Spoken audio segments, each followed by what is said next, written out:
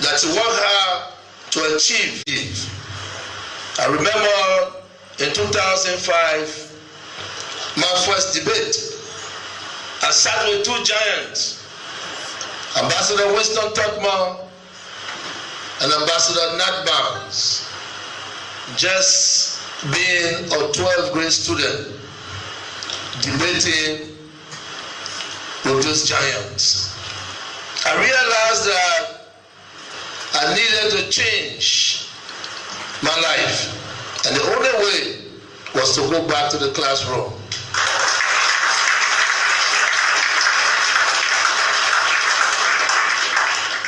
Because I wanted to be like them, expressing the needs of our country. But I thought that I was not to the task. So we have to be honest with ourselves if we want to change. If you know that the only way you can make it in life is to go to a classroom to learn something, then you must do it. Don't be ashamed. I remember when I get ready to go to school, my kids are also going to school. And my daughter teacher said to me, take her to class. When we come back, and you'll be going to the evening class. I told her, I'm inspired by a lady. She turned 85 and she had her first degree in the United States of America. If an 85-year-old woman can have her first degree, then what about me? So I went to the high school with people that I can bond. And those kids are joking, hey paps, hey paps. But I was there with them.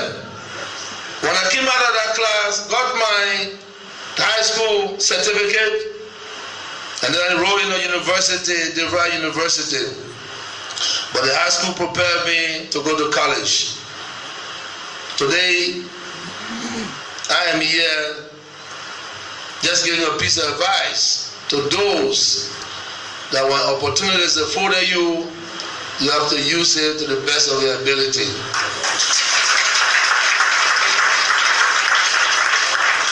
We came from different parents.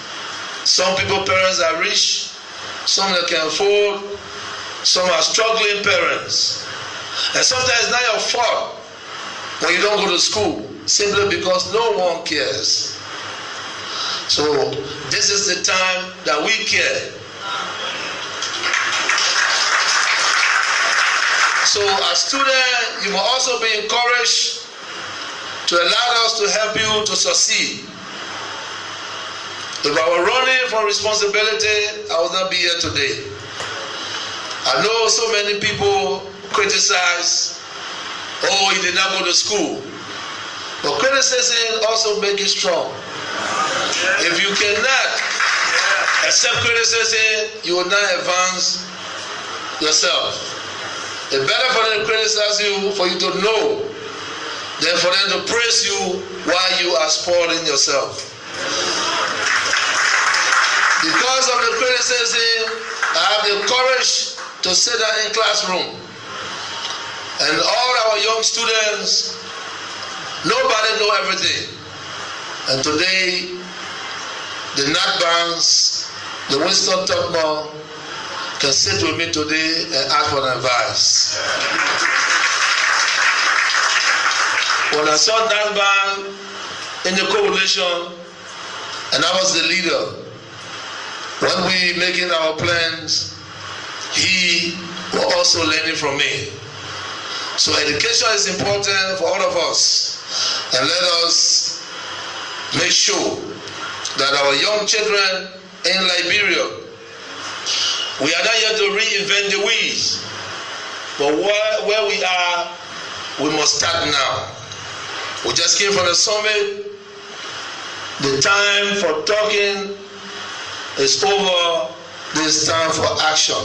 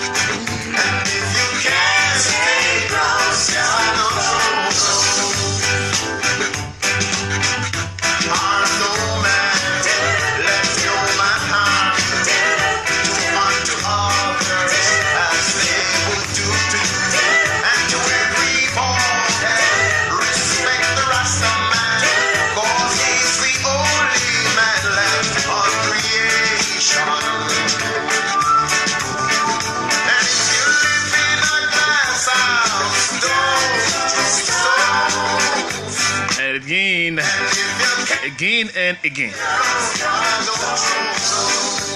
The date is back, and so the date is today. And so we are back here, back in the seat we love to sit, back in the position we love to speak from. Every time we assembled here as a team, we are energized as a family, holding together to make Liberia better every day.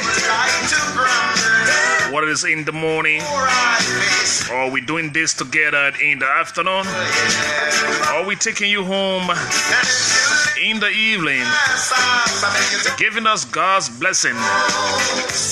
It is always my pleasing pleasure to be here on another day for talking Liberia.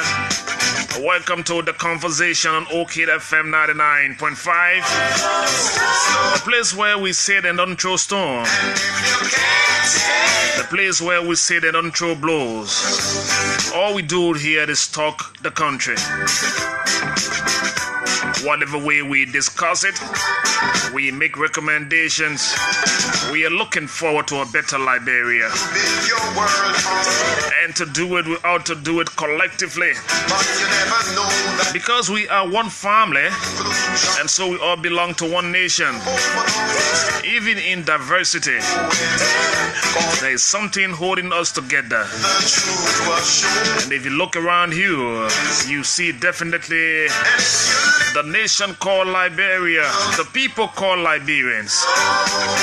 And if you can't take love from no said if you live in a glass house, not and if you can't take love, and the show together we will make it to the end. I'm sure my technician will run in here quickly, Mr. McDonough Shanga. I'm sure I'm missing out on something. So can I get your service right now so we go on the correct something right here? But it is the time for us again to be back and back. Welcome to all of you, viewers, followers, and listeners to Orchid FM from across the world. Let us not throw blow. Let us all be fine and stay as family. It promises to be another day, and sure enough, the guests will be in there, all entertaining, interesting conversation ahead of us today.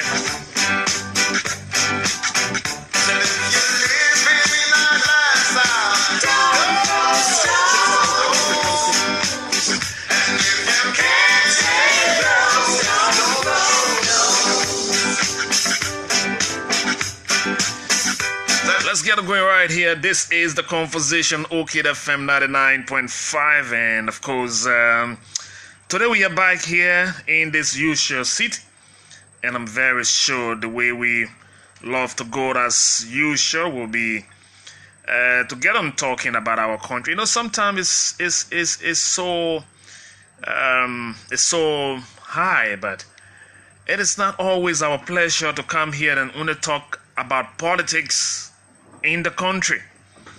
You know, sometimes I'm doing my little research to find something to talk about, or to look for the situation relating to other issues in our country. But the country is so tense, and it's like the only thing that is worth talking about at times.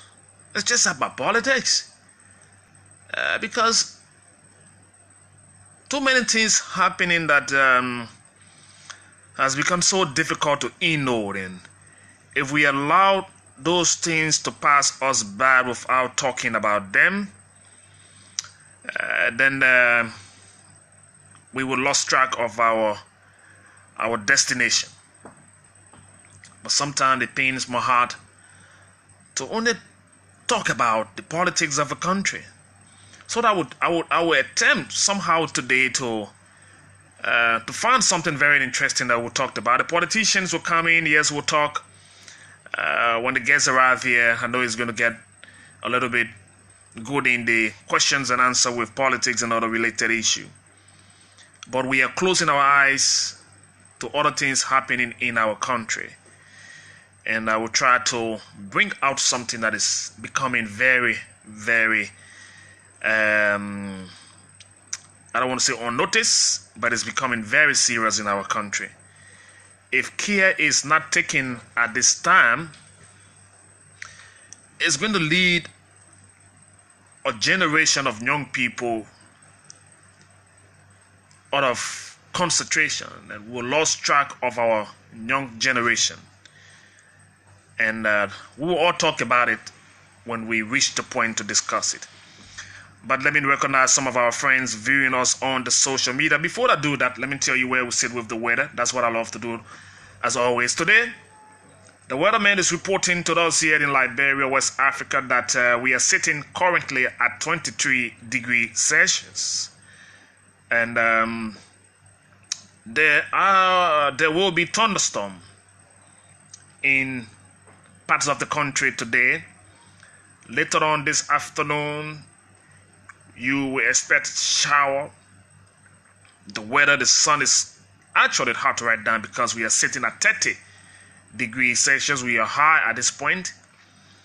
Tonight, the weather will sit at 23 degrees. That will be low, but it's going to be mostly clouded, and a thunderstorm will accompany that.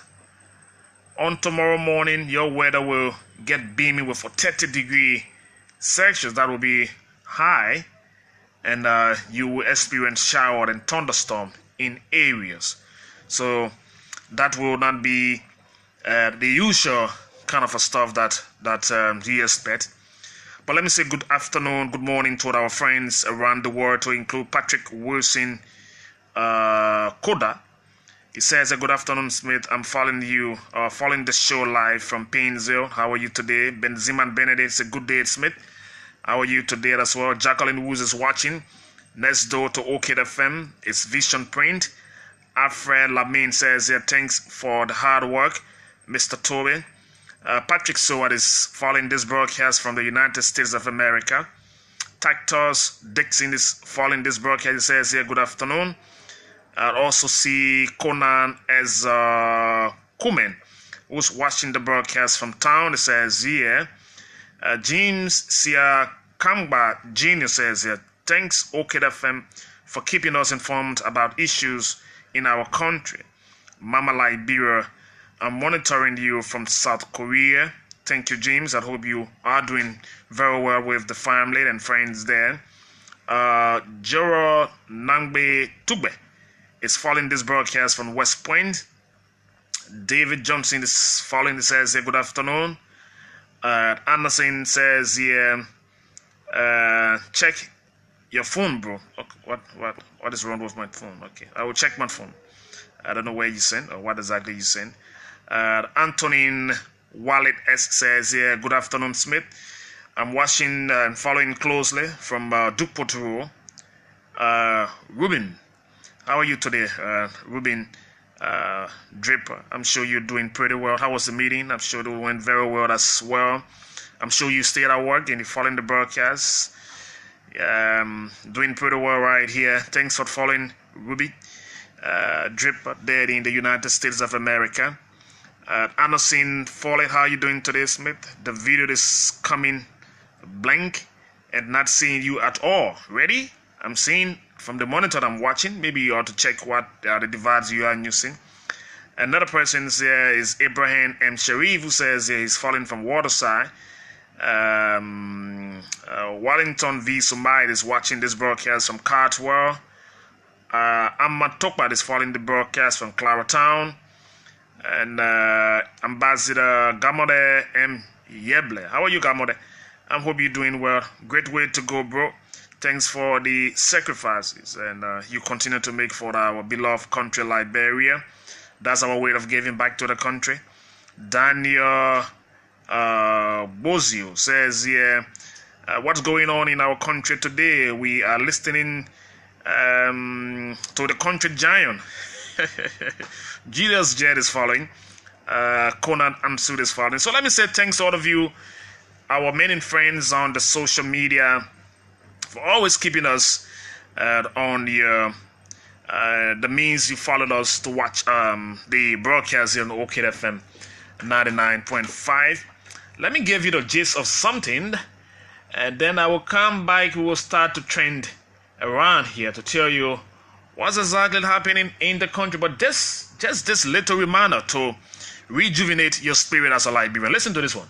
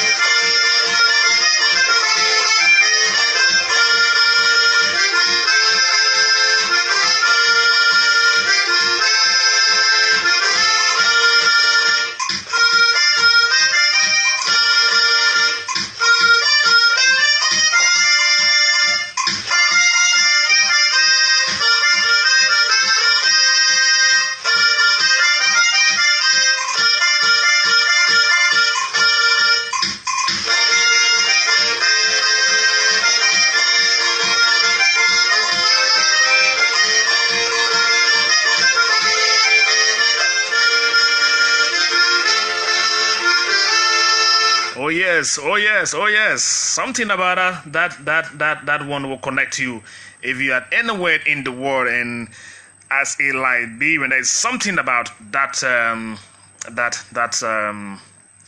that you just listen to that is going to connect you to thinking about back home. Some rhythm in there is connecting some people right now. What a way to go, folks. Let's get rolling into all of our trending issues. A lot more to talk about, but coming up at 4 o'clock this afternoon, Dr. Frederick Noke will be my guest. Dr. Noke is coming in his private capacity now. He was once the Minister of Post and Telecommunication in the last administration, the administration of former President Ellen Johnson Sirleaf. Dr. Frederick Noke will be here at 4 o'clock today, talking Liberia and talking some national issue. Flip side of 5 o'clock this evening, Gabriel Buchanan Smith, Honorable Gabriel Buchanan Smith will be here, and we got some national discussion as well relating to the growth and development of Liberia. And we'll be talking on tomorrow, folks. I'll be hosting Heron Costa. Costa will be here tomorrow. He'll be sitting on the other side. I'll be here asking him some questions. There's a reason why I've invited Heron Costa on this platform. He's a political commentator, so I'm a journalist. I know he's a commentator. And he's been talking a lot in the last few days on a lot of issues. Tomorrow, I'm going to be asking him some very serious questions. So tomorrow, make a date with Costa, and I'll be here hosting Heron Costa tomorrow, discussing national issue. He will be my guest at 4 o'clock on tomorrow, just so that you know the lineup ahead of the time. But tomorrow, Heron Costa will be sitting here, not on his usual platform, but on this platform, taking questions, talking Liberia issue. Let's start trending right now so that we go on talking. Let me start from outside Liberia as always, because we are still following the development coming out of the Democratic Republic of the Congo. The Reuters news agency is reporting 2 of 3 who fled Ebola quarantine in the Democratic Republic of Congo city of Bandaka. That's Bandaka. The report said they've died. According to the medical charity MSF, Médecins Sans Frontières, Harriet Gate is reporting that to the media, who's heading up the MSF medical team in Bandaka. He told the news agency Reuters that 3 people has been found alive. Mr. Gates said he was receiving treatment. It comes as the U.S. announced it has pledged up to a $47 million to fight the outbreak. So 7 million is going to Democratic Republic of Congo to fight the outbreak, adding to the 1 million USAID initial report forward last week. So the situation in Congo is not over, and World Health Organization, MSF, others are making the weight and fighting on that outbreak in the DR Congo.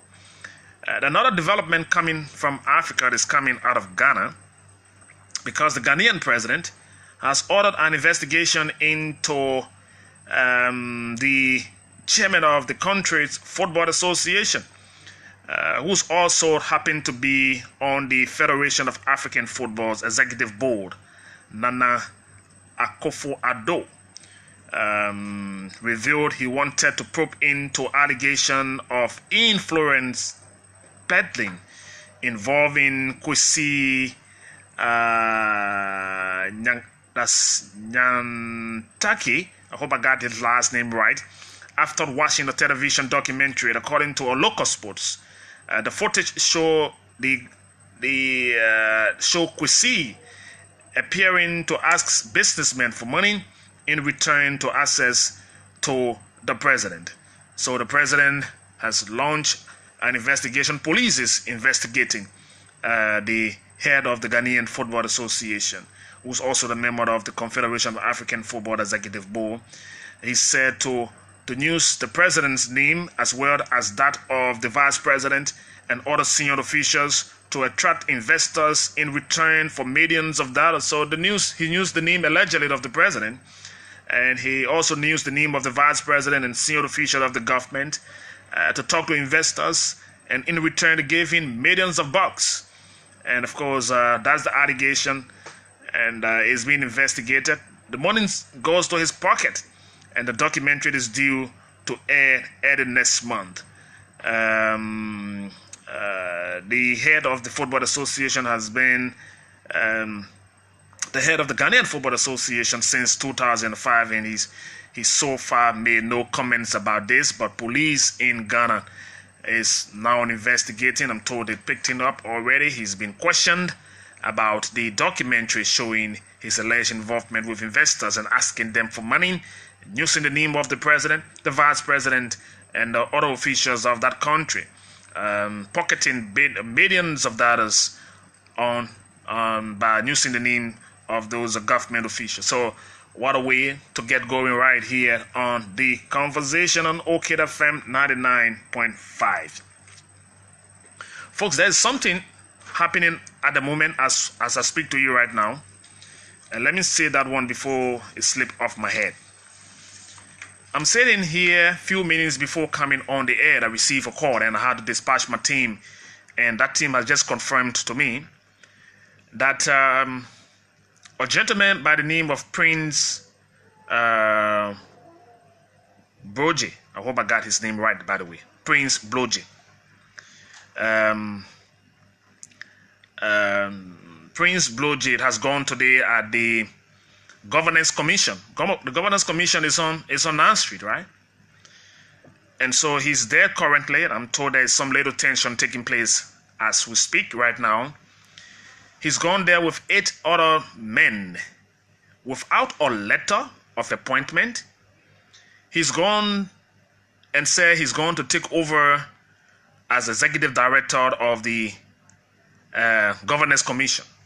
No letter, no appointment. I'm not sure President Weah has appointed the head of the Governance Commission in all of his appointments. So Mr. Prince Bloje is currently there with some men. He said he's acting on the instruction. That's what he says. I've placed in call, and my reporter is already there, that he's acting on the instruction of the party chairman, Morba Modu. I've been trying to call Morba Modu, but he's not picking up my call. And I want him to clarify this issue. What is going on that somebody will just walk and go to a commission and say he's there to take charge of that office, and he's the new executive director. There is no letter of appointment, and he say he's been sent there by the chair of the party. So the employees of the Governance Commission and and the guys that follow him, they are currently having some stand-up.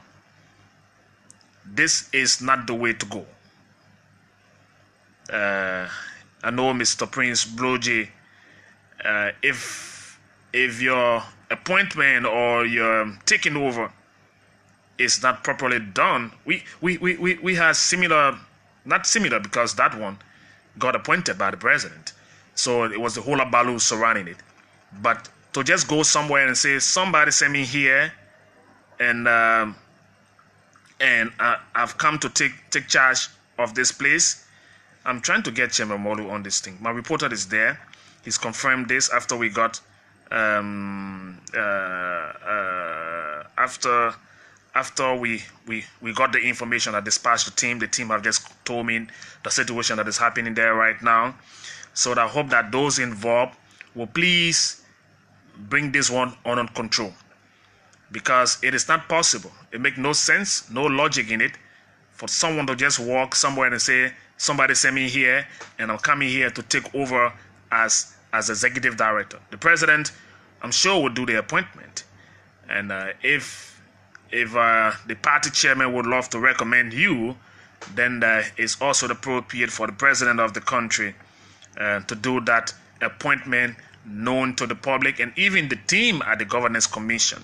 Professional people sitting there and someone just walking and say, I'm here to take over. I'm here with 8 men and I'm here now. I'm going to be the new executive director. No government I've seen work like that. And I'm not sure this government, and people should not encourage things like this, to be happening around here and say, okay, we'll keep quiet about it.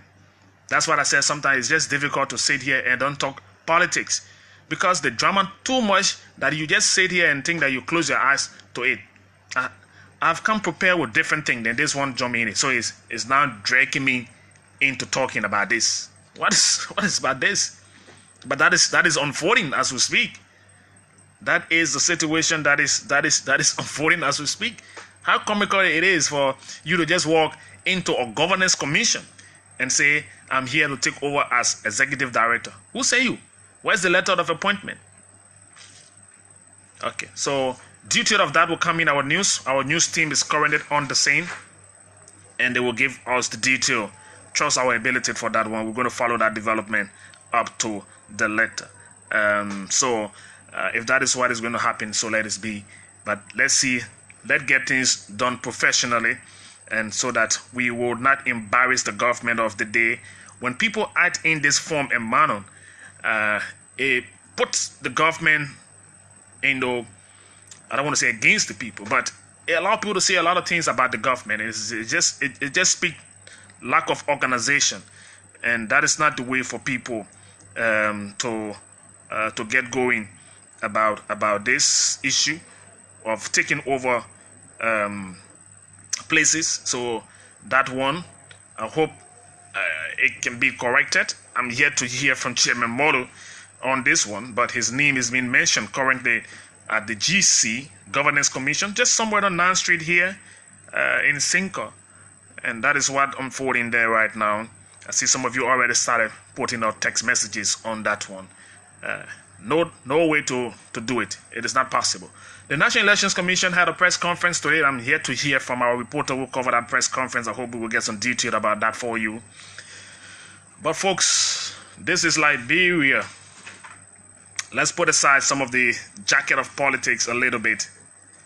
And there is something that is becoming a very serious concern to me, and I'm sure to people who sometimes find places to entertain, or maybe just want to catch some space for refreshment, or maybe sit in a location and try to be stress-free. Our country, with all of the hardship, the increase in transportation fare, the increase in the pump price of gasoline and diesel, and the look of the economy that we are all talking about, there is something that is gradually creeping in our society. And if care is not taken at this time, a whole generation of our young people will change, male and female. I think this is my second time talking about this. From the way I see Liberian young girls and young boys smoking. That's smoking. Whether it's for bluff nowadays. The last time I was talking about what you now take for your bluff. You call it shisha or what kind of sha or some kind of thing. Is at every entertainment center. People smoke. The girls part. I have never seen women smoke in my life like I see in this generation of young people. Young people, young ladies, young girls, young boys. They've taken smoking to be something of big show. And I'm sure there is a side effect to that. Countries around us here, they've started taking action. They've taken action on people. I'm sure there's a law here for public smoking. Go to some entertainment centers and see how you return home, like you're coming from taking bath in the smoke. People smoking, the young girls, especially the way the women smoking. First, I need to say some women can really drink alcohol. Now we're not talking about the way you drink the alcohol, right? But the way the young girls and young boys are smoking. They sit back, they sit places with confidence, no fear, nothing. And they just smoke. If there's a side effect for that smoke that people can be doing, we will lose a whole generation. Sorry for all of you out there who enjoy doing this. Someone say that man a lesbian. I'm not talking. Nobody can tell me about what in Georgia and government do today and this and that. I'm talking about this one right now. The way we are conducting ourselves in the country, the young people, the smoking habit of young girls, is becoming so troubling. You go to one entertainment center, sometimes you see older girls sitting there. And they got that big heavy pipe in their mouth. And they take it for sport. There's nowhere you go nowadays and you will not see people smoking. See the generation of smokers. When I saw my father and friends coming up, they were talking about Benson and Hedges, Marlboro, and cool cigarette. Even on the pack of the cigarette, they will tell you there's a dietary device on it. The one that is being smoked nowadays, they just smoke it. They smoke it in very, very huge quantity. And that's the latest thing in our generation. The generation of young people. It's troubling for some of us. And the way you see it, and there's nobody talking about it here, right? No one, no authority, because even the big people you expect to go and talk about it, some of them smoking the thing. They sit with people, little girls, and they're bluffing and smoking that stuff. So who will take action? And if this is encouraged and continue, some people will start putting that thing in the pocket and walking on the street and smoking it, because I know that they're facing the changing and the can of it. They're making some small, some big, some very large, and you can name the rest of it. That's the latest sports activities in town. Go to beaches on Sunday. Go somewhere that you just want to relax and get stress free, and see this kind of smoke sense you carry home. And people take it for fun. But it's becoming so clear and glaring that the ladies, the young ladies, I'm not talking about the men's side of it, right? Yes, but I want to stress on the female component of this. See them. If you didn't do that one, that means you beat you. Then I'm getting afraid. And that's the only thing that will bring exposure to people. Then we are developing a generation of smokers. Like the way we are struggling right now with drugs in our country, with young people on the street. We'll shortly try to see the effect of that smoke that people taking in every day. Then they become another government issue. We'll start looking for mental home for people, looking for cure for people because they found pleasure in smoking. Oh, it's a very serious thing, and people just sit back and relax. We relax about it. We enjoy it. People have is the big boy and big girl thing happening in town. Some of you will not want us to even talk about this. I'm sure you want to switch off because it's not about condemning the government. It's not talking about pro-poor or pro-rich. So it's of no interest to you. But see your kids, see their friends. See the friends, see young people gather. They are not discussing anything but it's smoking. When you see 5 young persons sitting somewhere, look in the midst. What will you see there? An entertainment center. If there is something that we can all talk about this one, let us start talking about it now, or else we will miss out on the whole generation and they become government trouble. It's going to be a very, very, very, very serious thing. People having smoking competition. Everything.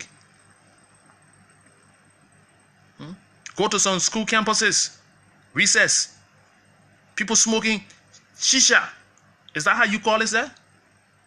You take it, you put that and smoke it, I don't know the name, how to pronounce it. So whether I pronounce it the right way or say it the wrong way, I wonder that my business saying so. But I'm getting so somehow with this one. And the next thing about the issue, it's not just about the smoking that the young people doing, but the substance abuse in Liberia. Substance abuse in Liberia is now becoming very, very, very, very alarming. Substance abuse. First time we're talking people taking cocaine, they're taking Italian white, marijuana, or other narcotics to overdose of medical prescription. You know what they're taking now? They're not taking your cocaine again. They didn't get time for your Italian white, you call it, or your marijuana or something. There is some kind of drugs on the market, and they call it tramadol.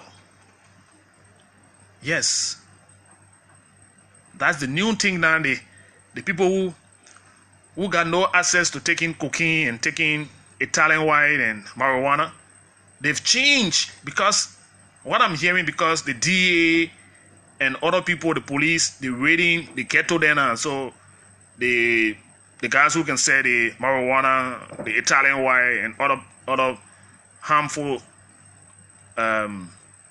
drugs, the guys are substituting the drugs. They are now taking tramadol. And I'm sure those of you who know that medicine, I'm told it is a generic name for a prescription of pain reliever, and it's sold to people for a specific reason. It is for pain, but it is sold for specific reason. It is widely considered safe and has been approved by the United States Food and Drugs Authority. So it is on the market, but it is safe, but it should be used for a specific reason. We are now receiving report of abuse because the drugs can do the same thing the cocaine, the Italian white, and the marijuana can do. That's the report we are receiving. And users of narcotics are no longer taking narcotics drugs because the police raiding the ghettos. The police are raiding the guys who are selling the marijuana and cocaines around town. So they are finding substitute for that. doctor prescribed tramadol to treat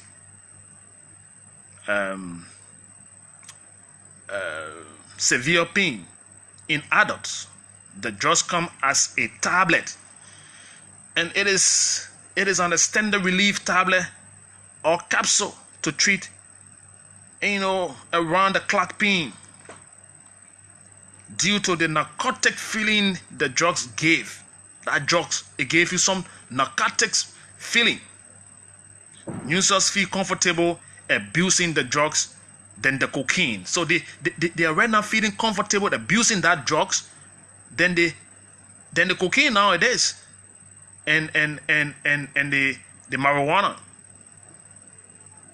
since the both of them got similar reaction. In Liberia, if we are not careful, we are breeding a society of drugs addicts. Some of the abusers of the drugs claim they have to switch to that drugs because there's a frequent raid by the Liberia Drugs Enforcement Agency on the various ghettos across Monrovia and its environment. So because the DA is moving all across the place, so they say, okay, let's look for the substitute. And because that tramadol gave the same feeling to them, they are now taking the drugs. Some people have had the time to talk to some of the guys who are using the drugs. Here's some of the things they've said.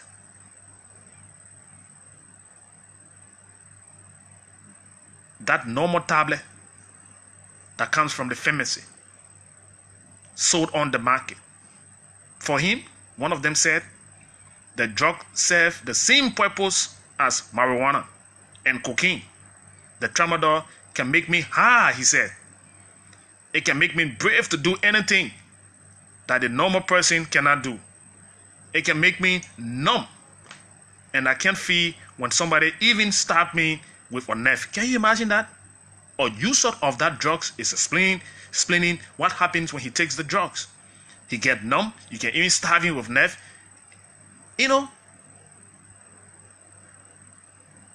Medical expert says the side effect of the drugs include sleeplessness. So those who take that drugs, they look sleepy the same way those who take the marijuana. They go vomiting the same way. They sometimes say they be itching their skin, they can be sweating. Then they get agitated. That means they get angry, they get nervous.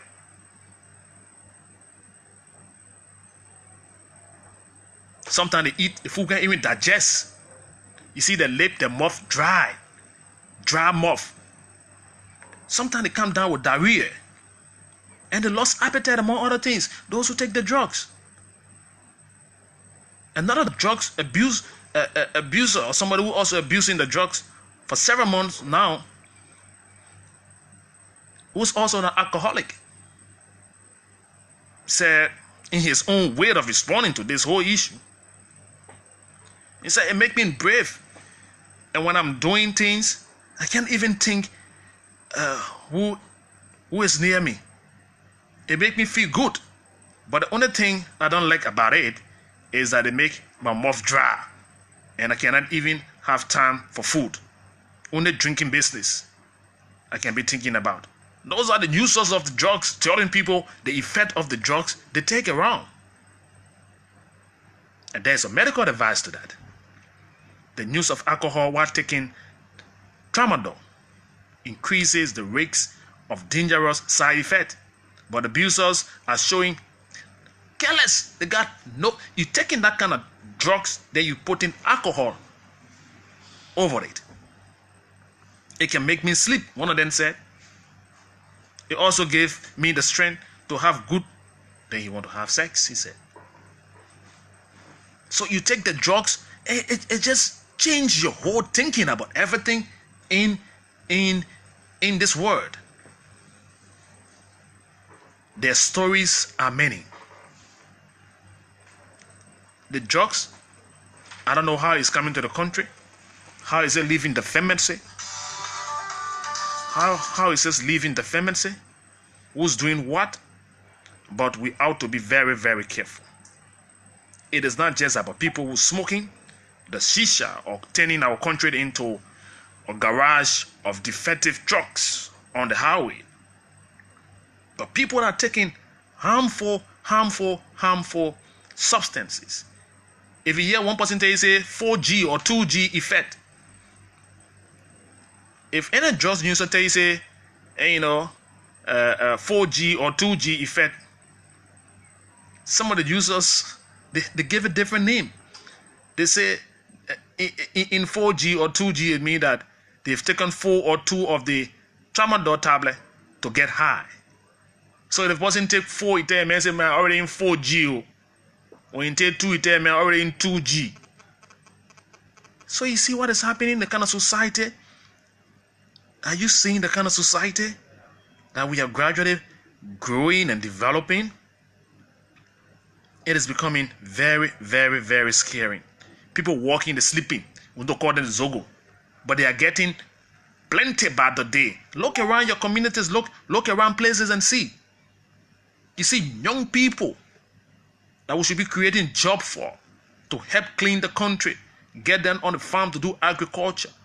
Manpower wasting on drugs. They're taking 4G, they're taking 2G. Some of the young people smoking. They turn the whole life into smoke. The other people turn it into drugs. And we are sitting here and think that we are breeding a hefty society. All we want to talk here every day, President we are promise, and he will go do the one. Everybody want to talk about the things with the government and the politics. We will talk about it, yes. We will continue to talk about the issues. But there are other issues that are gradually creeping in our society that we ought to talk about. Because what affect a young man in my community will affect me, even if I'm not a part of it. Because when that man get high, he can't find food to eat, he come into my door in the night.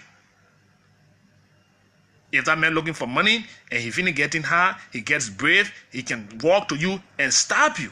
What will walk into Painesville red light with bare ballon collars at 6 o'clock? You think they are normal? Who normal you see walking in the street with a cutlass or with a machetes in his hand? But when the guys get drunk or they get drunk, that's what happened. So they feel nothing. They are not taking your usual drugs anymore. That thing is sold for $50 in the drugstore. And that's the latest medicine nowadays the drugs users, abusers are taking. We ought to be very, very, very, very careful. Very careful. Very careful. It's sometimes, yes, let's look for the little things that matter to us in our country. The hardcore politics, yes, will come. But let us not miss out on our generation of young people. People walking, they're sleeping. How you be walking, you be sleeping? You sit, you sweating. Your mouth dry. You numb. Nothing on you can feel anything. You sit in one gathering, you're going to have lunch somewhere, people smoking there. You go for dinner, people smoking. You go to party, that's the big thing you see. But we say we are boring, right? We stomping the city. We jamming. That's, those are the things we hear from people. But there's an effect to that. There is a very, very serious effect to that. And we ought to take it in our stride to make our country better. I'm going to hold you right here. I got 8 more minutes. I'll take calls for 8 minutes. My guest is already here. Dr. Frederick Knockhead is here. At 4 o'clock he's going to be in. And of course, at the flip side of 5 o'clock, we're going to get on talking with Gabriel Buchanan Smith. He's going to be here with me as well. So let's talk about this one today. And let me hear your take on this. This is not your usual condemn the president or condemn the government kind of talk. It is something affecting all of us around the country. Your friends, your brothers, your sisters, the kids who go to school, the kind of friends they are making, the peer pressure, the things they do. Sometimes your child comes from school, start learning to smear them off. Because you never tell whether they taking shisha or shashi. Let us be careful, man. Let us be serious in this place here. 0777-700-995-08809393995. This is the conversation right here. And people from the state have started sending me the picture of the drugs, the tramadol, they call it. I'm taking it here to help me with my pain. It is a narcotics. Very serious kind of thing here. And people taking it and they're taking it to be moral kind of thing or bluffing kind of thing. And our young people, we are destroying a whole generation and we think we're playing fun here. Next caller right here. How are you? Hello. How are you? Yeah, Smith, this is Aaron saying from the ELF Bell. Aaron, how are you, man? Yeah, doing great. Smith, you made my day. Look, to be frank with you, there's a cigarette coming to children called Marlboro. And when you see those guys smoking that cigarette. Okay. Yeah, it's too bad. Too bad. We didn't work. They got far for public smoking. They didn't work on it. The children smoke a lot. My man, the guy that on the smoking said, "Oh, making me scary." Thank you, Aaron. Thank you very much. Let's get talking here. So we're talking just about that one right now. I'll stay with this line. Calls are coming in for all over the place. I will attempt to take another one. How are you? I'm fine, man. How you doing? Well, I'm doing good. Okay, my name is Valai Bidika. I live in Dole community. Please go ahead, Valai.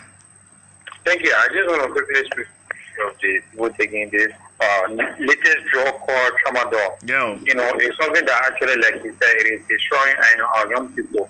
Like, for example, the place where I live, sometimes you see young people who are engaged into this, and just like you are saying, you see some people walking, coming to the person, you know, as if it's sleeping. I mean, because of this, so the drug is actually using it, and it is poison in the community. Now, I got some, there are some beginners in the community now. They were going to school because of their recent trends of taking drugs.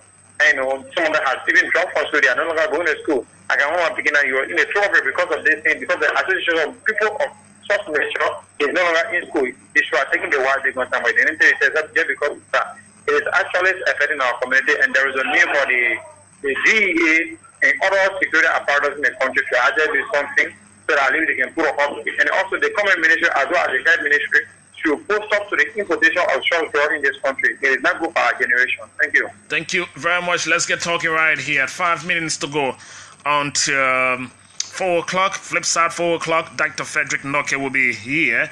Madam Producer, can we get the international line going? I know you out there again on different stuff. Let me see who's joining me right here. Hello? Hello. Yes, how are you? I'm doing good. Thank you. What is your name, sir? I'm Kitty Prince calling from JJ1. Please go ahead. Thank you, Mr. TOBY. Well, actually, the embarrassing our society now is that our government, now tomorrow I can give you a that so that you and myself can go there to see for yourself. Go right there to Basel community. See, the French people, they are the most people that are taking drugs, but nobody can notice it. That why when you are apprehended by the French forces, they can deal with you accordingly. But now our security or officers, I can take it that tomorrow. I'm not afraid. All right. Thank you ever so much. Let's get talking right here. More calls coming in. I hope my guest can make his way inside, and we will get adjusted with that one later on right here on the show. Let me stay with the line and take this overseas call right here. Hello? Yes, Sam. This is Randolph Doppel, and I want to thank you for the program today. Please go ahead. I listened to what you just said, and it tells me that 100% of what priorities we need to focus on in our country, we are only taking 10%, which is politics and sports. But in any country, we have issues from immigration, social, election, domestic, environmental, public health, and I think your topic today makes sense. And here's what I would like to say here. Liberia has been a very good flourishing country with good environment, but with the proliferation of smoking and taking narcotics drugs, we are preparing ourselves for different diseases that the modern world has already been challenged to overcome, but yet and still people are dying. For example, people are dying from cancer, people are dying from various cancers, people are even dying from secondhand smoke.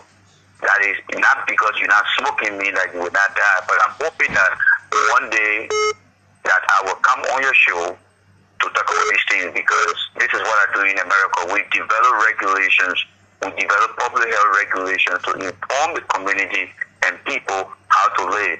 Quickly before I leave here, okay. Do you know that when you live in a polluted area and you're supposed to live for 70 years, you might end up living for 60 years because of the pollutants that you put into your body? I want everyone to think about that, and we'll talk about that another time. All right now. Thank you. Thank you ever so much from the United States of America for joining us right here on the line. Let me take a few more of your calls, just the last 5 calls to take now, then we'll wrap up in transition. Please move away from your radio. Good afternoon. Yeah, good afternoon, Mr. Smith today. Yes, how are you? My name is Aman Sinan, call from Tobo Village, where I work. Please go ahead, Mr. Zina. Yes, I just want to tell you thank you for allowing for the people, the young people of this nation. You know, it is very, very apparent to see our young people these days smoking, especially young girls. I think the team center. I think the police should regulate some kind of rules and regulations to stop our young people from smoking on the street. Thank you very much for affording me the time. Thank you. I'm looking for 4 more calls right now. Then we'll wrap up and talk to Dr. Frederick Knockett is already in the studio. Flips out 5 o'clock. Gabriel Buchanan Smith will be here. We're talking Liberia. Let's put aside some of the issue. Can we step away from that noise? How are you? Yeah, good afternoon. And what is the name, sir? Yeah, my name is Lassan S. I join you from Chimikara. Please go ahead, Lasana. I want to thank you for this talking point. But for me, I don't know why people the issue of public or smoking law, because if you see a smoking today, putting smoking to be pressure a giraffe or somewhere, because it seems in the matter of fact that much more smoking to be pressure. At the end of the day, it's like initiate moving young people into it. It's looking like a society by itself. I think there's need for the government to come up and enforce this law. I will make smoking to be a public element number 1. There's a lot on it. The enforcement aspect of it, I'm sure that is what lacking. Let me see who's joining me on this line. Hello. Good afternoon, Veteran. Yeah, how are you? Thank you, Veteran. My name is Aman Kosborn Debe, and I joined the conversation from my nigga right there. Please go ahead, Aman. Thank you. Very short, Veteran. Myself, I've been wondering, what is the essence of taking in tramadol? In fact, so I'm making my responsibility to do a research. So I wanted to know what is the tramadol, and then why you stand to benefit, after taking tramadol. Smith, can you imagine? I got to realize that tramadol is administered to those people who are awaiting surgery, so that they can be numb, so they can see anything while going through surgery. Now our brother now they are taking it to be like sporting issues. Do you know the health implication? Do you know where you stand? As rich when you consume tramadol, I think the National Drug Security Agency is supposed to see the matter and quickly come to the rescue of some of our young police, because if all around the doctor Smith, people get $50 and go to the doctor and taking tramadol. Thank you. You just walk to a pharmacy, drugstore, in the one in the black bucket that they come here around with. You just buy it. I think that's the way they are proceeding. And I'm saying this because if you interview the guys, they tell you how to get it. They are not going for the cocaine and the heroin or what kind of weed or the marijuana anymore. They just go and buy the tramadol and it goes about doing the same thing for them. Let me take the last 2 down so we move on. Hello. How are you doing? How are you? I'm better. Please go ahead, Dad. Look, that's what you said. Look, it just don't call place name. For the young girls. The young girls from 17 to 25. That the young girl who says scary, brother. Young girls. Just yesterday, I was on the place name. Yesterday, down Natin Street on the beach. Do your own, sing your thing there. Just yesterday, down Natin Street on the beach. See young girls that between the age from 15 to 25. See them smoking the grass, the shisha, the opium, the whatsoever. Everyone, even just report to the other somebody who just ordinary person. Myself, sometimes I go places and I get embarrassed with that smoke. So let me take the last one on this line here. Hello. Hello. Yes, how are you? The last caller. Thank you very much. This is the respect in it, and I call from. Go ahead, though. Yeah, thank you very much for the discussion on this topic. But the thing is, you always talking in this country is our young guys, man. The people say they're going to trust at it. Let's say for sure. You see this guy who called it DA, like go to the drug get it and have the kind of arrested. When you take the guy put it in the paper, you carry man put it in shade, then a family member of you carry the video. In a small thing. Let's forget that story. For me, I'm not interested who family member gave somebody something here. The young people that you see around the community, they walking, they sleeping, they sitting down, they sleeping, they standing, they sweating, their mouth dry. You know, they've transitioned from cocaine to Italian white, and they transitioned from marijuana to other harmful narcotics. Now they are taking tramadol, and they say it makes them brave. You can even juke them with knife, and they will not even know that they've been hurt.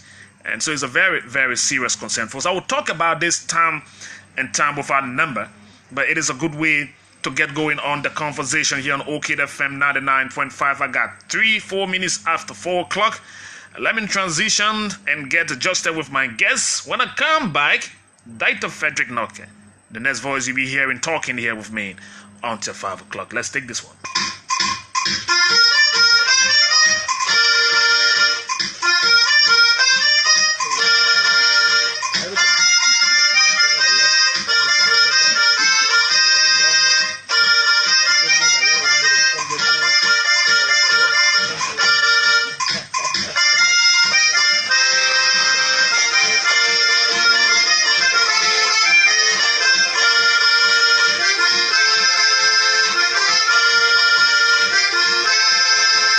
I'm enjoying this one here. It's giving me some very, very good Liberia connection.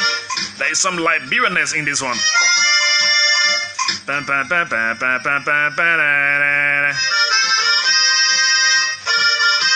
If you tell me you haven't heard this coming up as a child or as a man in this country, you need to check your DNA. There's a famous instrument here. There's a sound. Somebody, Ruben, how you doing? Yeah, great way to go. Great way to go. Great way to go. Let me slip in this beat. Where you went last night? Where you slept last night? I want to know. Where you went last night? Where you went last night? Where you went last night? Where you went last night? You come home with lipstick all on your collars. Come home with hickey on your neck. How you go home with necklace on your neck? Where you slept last night? I ask you, you can't give me no answer. Where you went last night? Where you sleep last night? Where you hide last night? And who you last night? A beautiful soca beat. I want to know. Just beating up, beating up. You tell me that I still got this music, oh. My collection is just untouchable. I got a library of music songs, you know. So sometimes I just check one and drop it, and somebody say, "You still got this music?" Yes, I do. where you went last night? Where you went last night? Where you went last night? Where you went last night? Come home. The normal day, and also they want to play the kind of music your DJ then for this time. That the kind of music then, yo. On your neck. We the old boys, you know. And the kind of music we grew up listening to. And so sometimes we want to go back to it.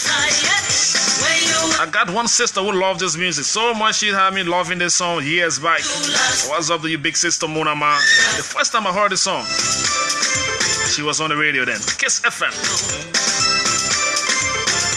I like the wording she put in the music. So every time I play this music, I'm thinking about you, Mona Ma, Lady Love. You're fooling yourself. Next thing you dress up and leaving. You're fooling yourself. Steady boys and them waiting. So answer me. Where you went last night? Where you went last night? Where you went last night? Where you went last night? Come home with lipstick on your collar. It's not possible to come home with lipstick on your collar, with necklace on your neck. I'm asking you where you went last night. You can't give me the answer. I want that bamboo diva cola. I can't get an answer. I can't get no answer. Where you went last night? Where you sleep last night? Where you walk last night? And who you last night? I want to know. You come home with lipstick on your collar.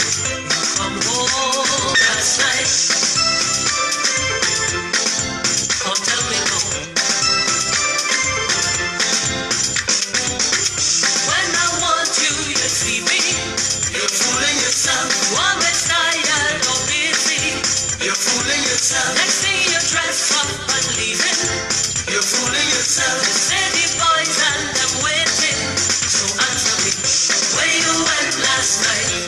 Where you went last night? Where you went last night? Where you went last night? Come home with lipstick on your collar. Come home with hickey on your neck. You sneak in at 6 o'clock this morning. I ask you, but I can't get an answer yet.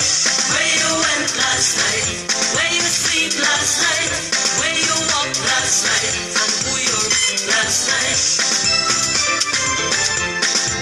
I want to know. You come home with lipstick on your collar. You come home. A beautiful masterpiece, soca dance kind of music. This one here can surely get you moving. At 6 o'clock. Let me drop this one for all of our friends on the social media. Those of you watching and following this broadcast here, Vanin, K. Dober, Sleep last and Ruben where you Dripper, how you doing? and who you And all of their friends there. That way back old music. Okay, folks, let me leave the music thing right now. You know, every time I want to get into my music mood, then I get I had to go off and get on talking to the guests invited to the talking point here on today. Let me say thanks to all of the friends following and listening, making your way home today. It's going to get good. It's just about 10 minutes now, making 11 minutes past 4 o'clock local time here in Liberia. I'm sure with the time difference at your various location, those of you following us. As I said on tomorrow is Thursday, right? I'll be talking to Heron Costa. Costa will be sitting here as my guest. And I can promise you it's going to be a very interesting conversation. I'm sure he's going to announce this on his platform on tomorrow morning, like I'm doing right now on the show. But currently in the studio is Dr. Frederick Nockett. The name is not a strange name. He's been around government for a while now.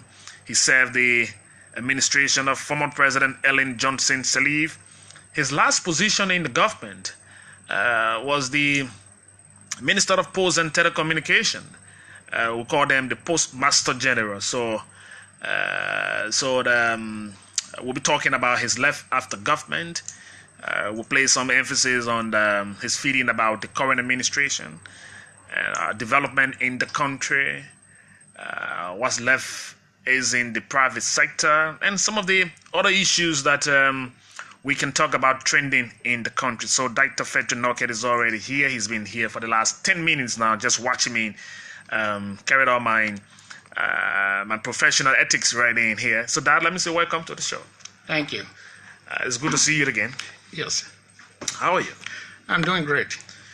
When I hear people say we're doing great, and people stay saying, okay, so that's the normal life routine of greeting. So you're doing great. Is it really great? I'm doing great. Well, greatness is when you are doing okay. Your family got good, you have very good family. You have your daily meal. You talk to friends. You're healthy. I think that's great. So let's start this discussion from the point of your last engagement in the country was your position in the Ministry of Posts and Telecommunication. You've been off that seat now for a while. Can you sit and retrospect your last few months, a moment in government, just thinking about how did you leave government, whether it came as a surprise to you after the election?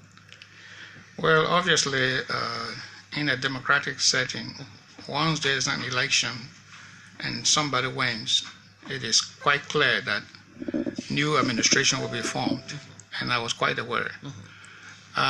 When the election was over and new government was announced, we were all prepared. The manner in which it happened was a little bit different than what I anticipated, but that was quite, consistent with what happened in other cases. So I have no hard feeling. That's not, nobody can take that personal.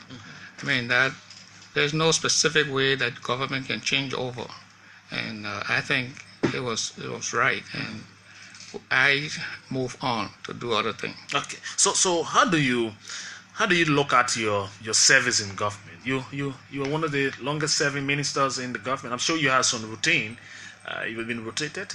Yes, I was first at the Ministry of Commerce and Industry as the principal deputy. And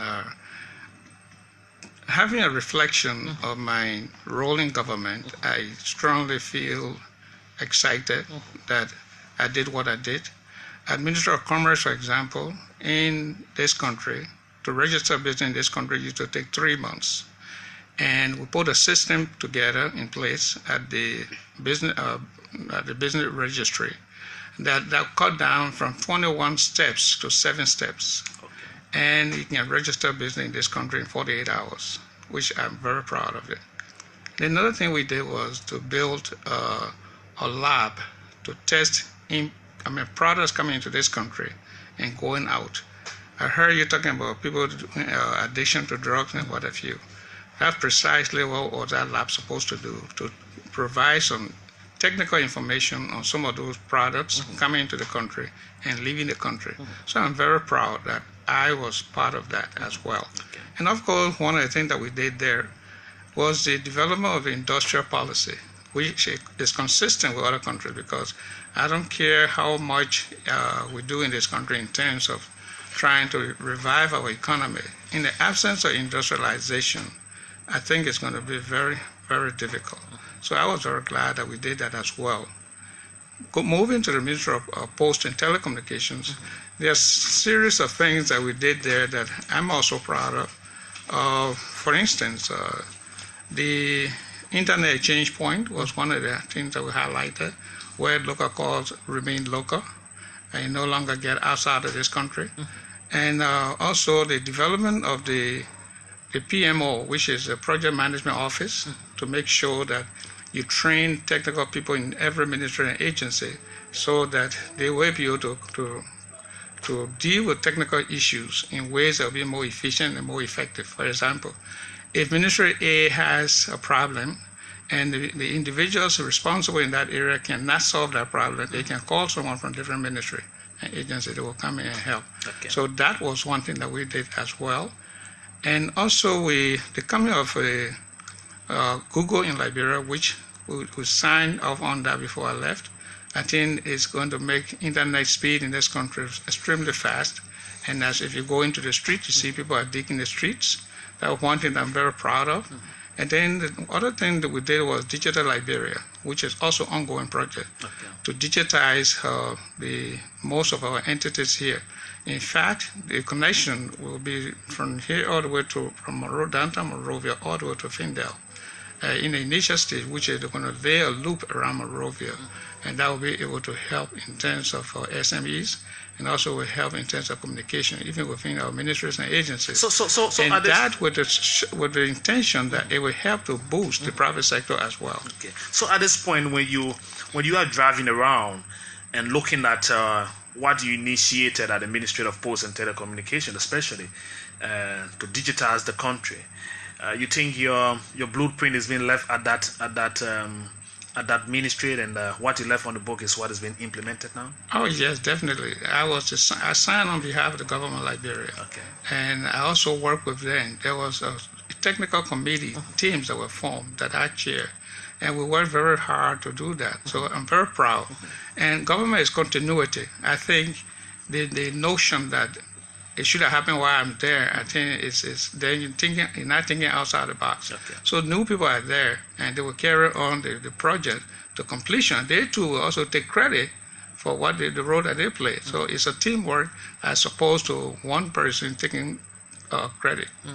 So looking deep into your operation then at the places of work in government, do you feel as a chief citizen of the country, even though yes you serve the country in a specific position, but do you feel accomplished? You think you did the country a very good piece of job that you can be you can sleep and say yes, this is something I've done for my country? I feel very, very happy of what I did. In fact, before coming to Liberia, that was my goal, to make a contribution, to make sure that I provide what skills I have to help my country move forward with high degree of integrity, with respect, and with the notion that one person cannot do that. So we also provide training for other people so that there will be some sort of sustainability. One of the challenges in Liberia is when we do some task or some projects, once we leave, that project collapses. And it is not a very effective way to run an institution. So the issue of capacity building, the issue of making sure they have a plan that is very simple and that is well communicated and documented, that's quite important to me, and that's what we did at the Ministry of Posts and Telecommunications. Since you left government, Dr. Frederick Nock, there is the news that President Sirleaf administration brought on board a group of corrupt people. They corrupt the country, they've left the country empty. Looking at what you did in the country, your contribution, how do you feel when people put a blanket characterization on all of you that serve the country in terms of being corrupt people? I think it's very sad, and it will undermine our ability to fight corruption. Because when you say everybody is corrupt, in essence you are saying that there is no need to even look further, all of them corrupt. In every situation there are good people. There are people who are not corrupt. Even in the Ellen Johnson Sirleaf government, there were more people who were not corrupt than those who were. But we need to sit down and figure out who is doing what and then come up with stiffer penalty. But rather than just making a blanket statement, to me, I think it's an attempt to really look for the solution of the problem. Because it will not help to solve our problem. If you cannot identify the problem, you cannot seek for solution. It is impossible. Until we are clear, until we measure what we want, we will not be able to get those kinds of answers. It is a lot easier to say everybody in government is corrupt, but it's not true, not everybody. There are corrupt people in government, I must admit. There are also honest people in government. We must be able to delineate the two. But it's been a difficult thing.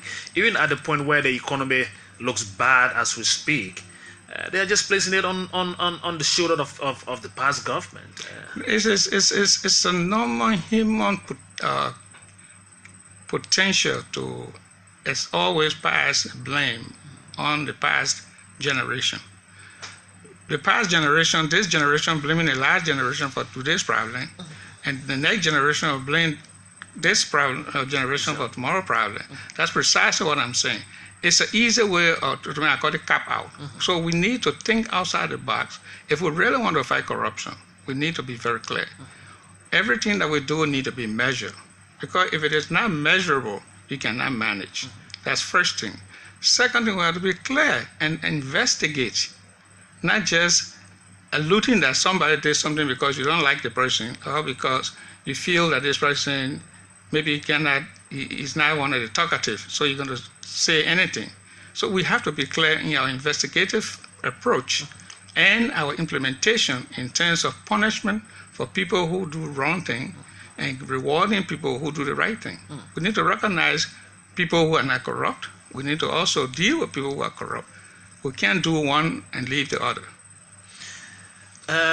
Prior to your leaving the Ministry of Posts and Telecommunication, it was just one mandate that all of you should go home, and then the human resource people had to take the authority to run the ministry. Did you leave that ministry with a turnover note?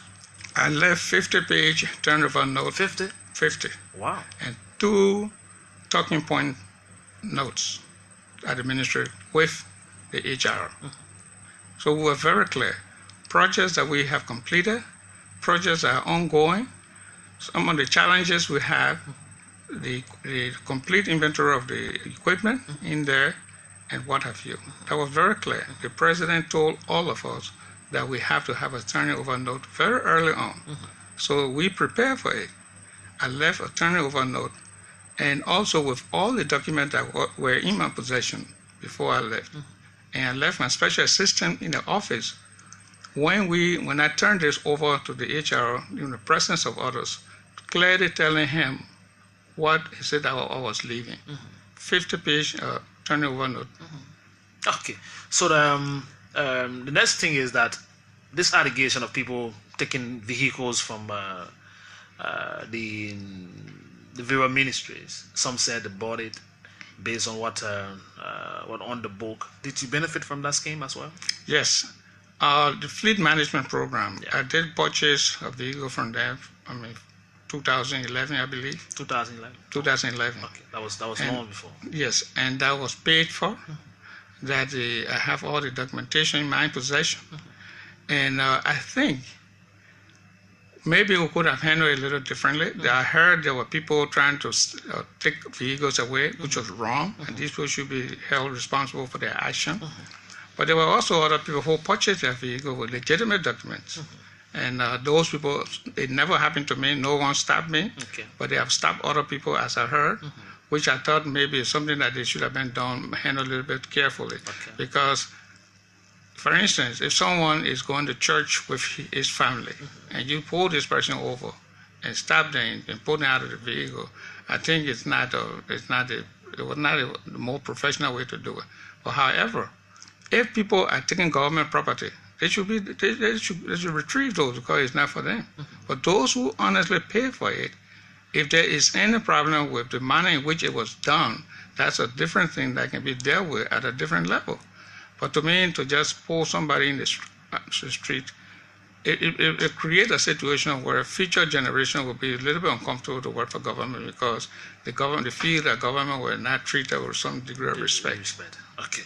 So during the election, your support was with the Unity Party? Yes, I'm a member of the Unity Party, and I supported the leadership of the Unity Party, Okay.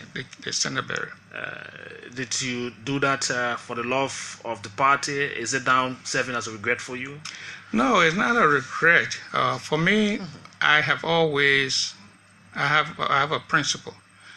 I don't think if, as a member of Unity Party, I clearly decided to become a member of Unity Party because of certain things. And I feel very strongly that if at any time I wanted to change, I could have done that as well. But at the time of the election, I didn't see the need for that. And I didn't think that running away from party A to party B is a solution to our problem. If there's a problem in the party, it would be very good for you to stay and have that resolved. Okay. In a case where it cannot be resolved, then I can see you going to another party. And again, that's what democracy is all about. As a member of a party, it will be very unlikely for me to leave my party, stand up barrier, and then go to another party, which I'm not a member. So some people thought the solution to that was stay on, switch allegiance, or maybe fund another political party, the party that could win the election and then secure a job. Proliferation of political party will not solve Liberia's problem. Okay. So I would not encourage proliferation of political parties. What will you encourage? I would encourage for all to consolidate. There are fewer parties. The reason is I've seen so many parties with complete same philosophy, Manifesto. same manifesto. What makes you a different party when you have the same manifesto? It doesn't make sense. Except it's a different philosophy, different concept, then I can see the difference. It makes sense. But if your party and my party have the same ideology, have the same approach to problems, have the same similar laws, perhaps it was needless. Okay. So six months plus out of government, what is happening in your private life? Have you transitioned very well now? Well, I just want to say that in a mature democracy, once the election is over, it doesn't matter what political party you belong in. We all need to build this country. The failure of this government, I, as a Unity partisan, am also responsible because we have to work together as a team. We cannot build Liberia in isolation or in discrimination or antagonistic approach. Okay. It would not solve Liberian problem. So for me, once that election was over, I even made a call to some of the officials who won to congratulate them. Okay. That's the most appropriate thing you can do. It doesn't mean that I'm violating my party norm or rules, but I think it's just the right thing to do in any civilized democracy. Okay, so let's move to the question I just asked. Your transition out of government, have you now settled in? Is it been peaceful in terms of your private life? Well, What are you doing now? currently, my wife in 2016, she organized an NGO called Girl Power of Africa. Oh, I see one girl power market on the road. That's exactly. On the Robert Street Highway. Yes. How long have you been thinking about Rack International. Rack there.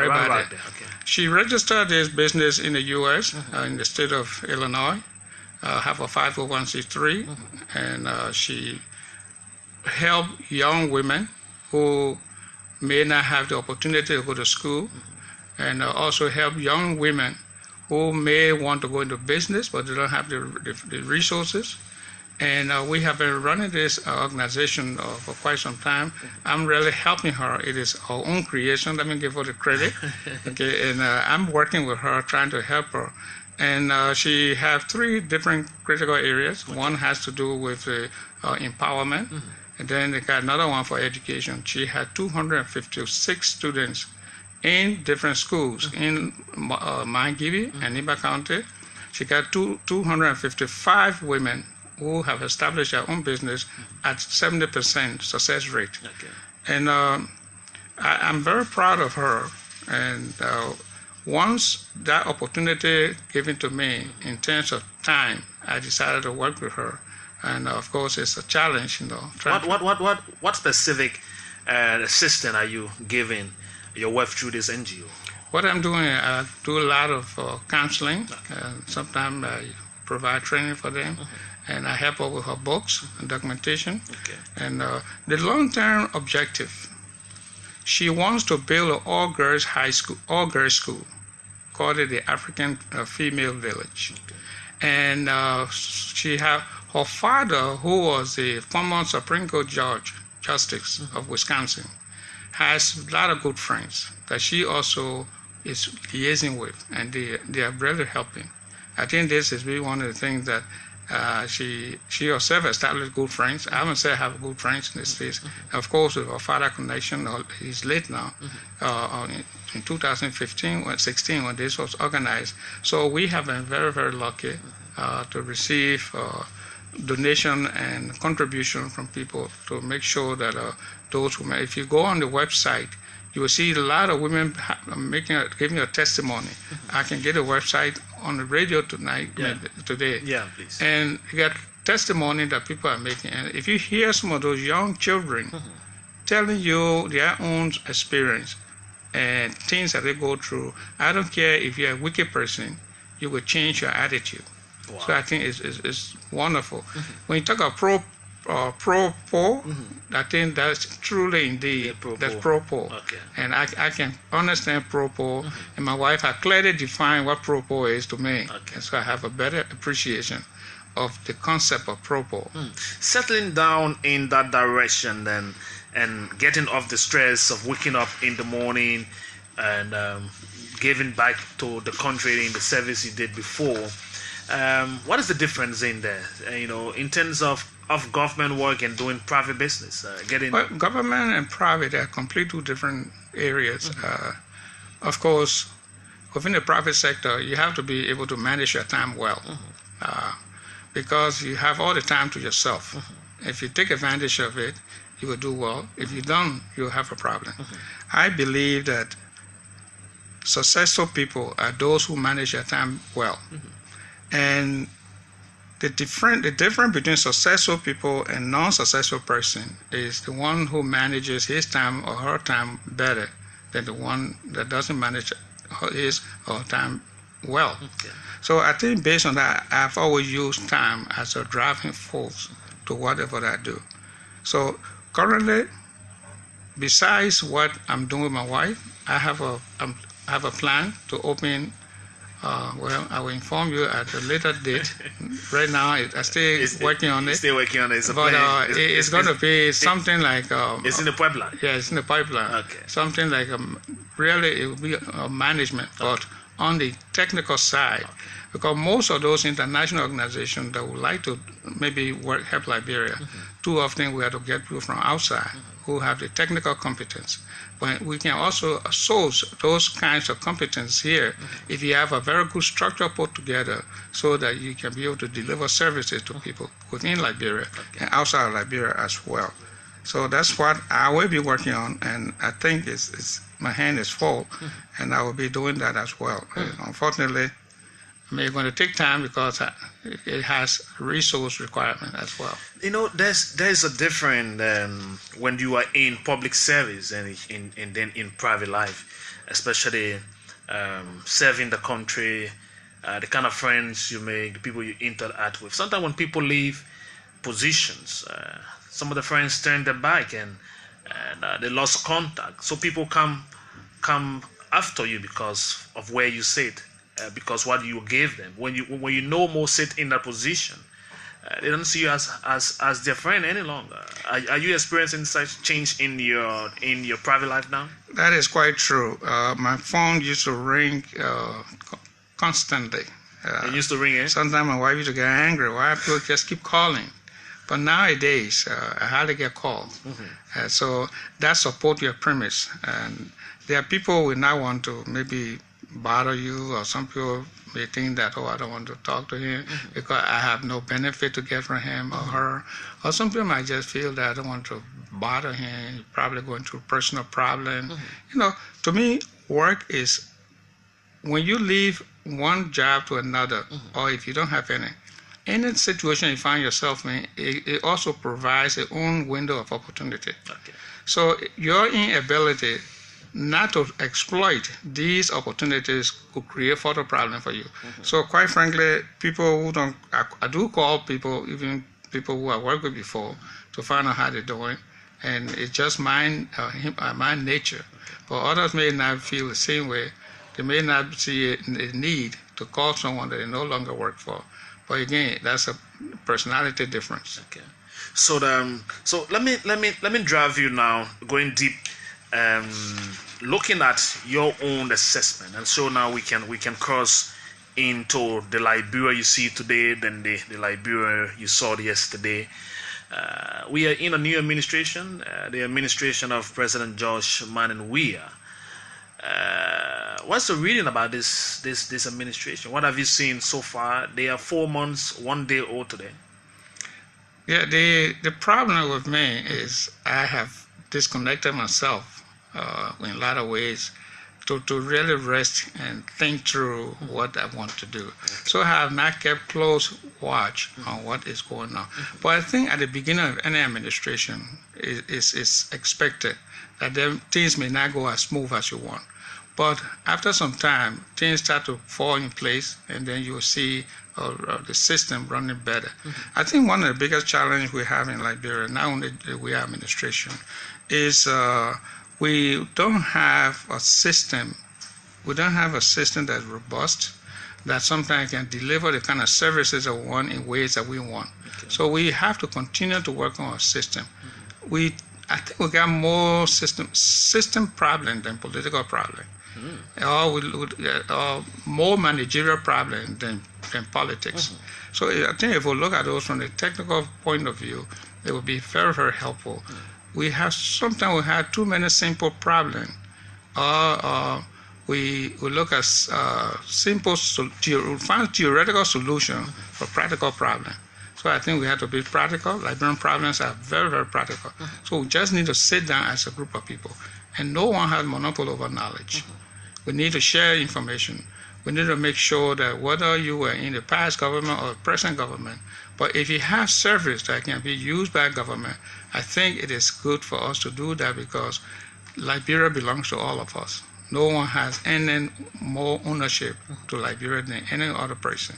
So I think it will be very important for all of us, for the survival of our country. After 170 years and our level of development, we have to think through and be more creative.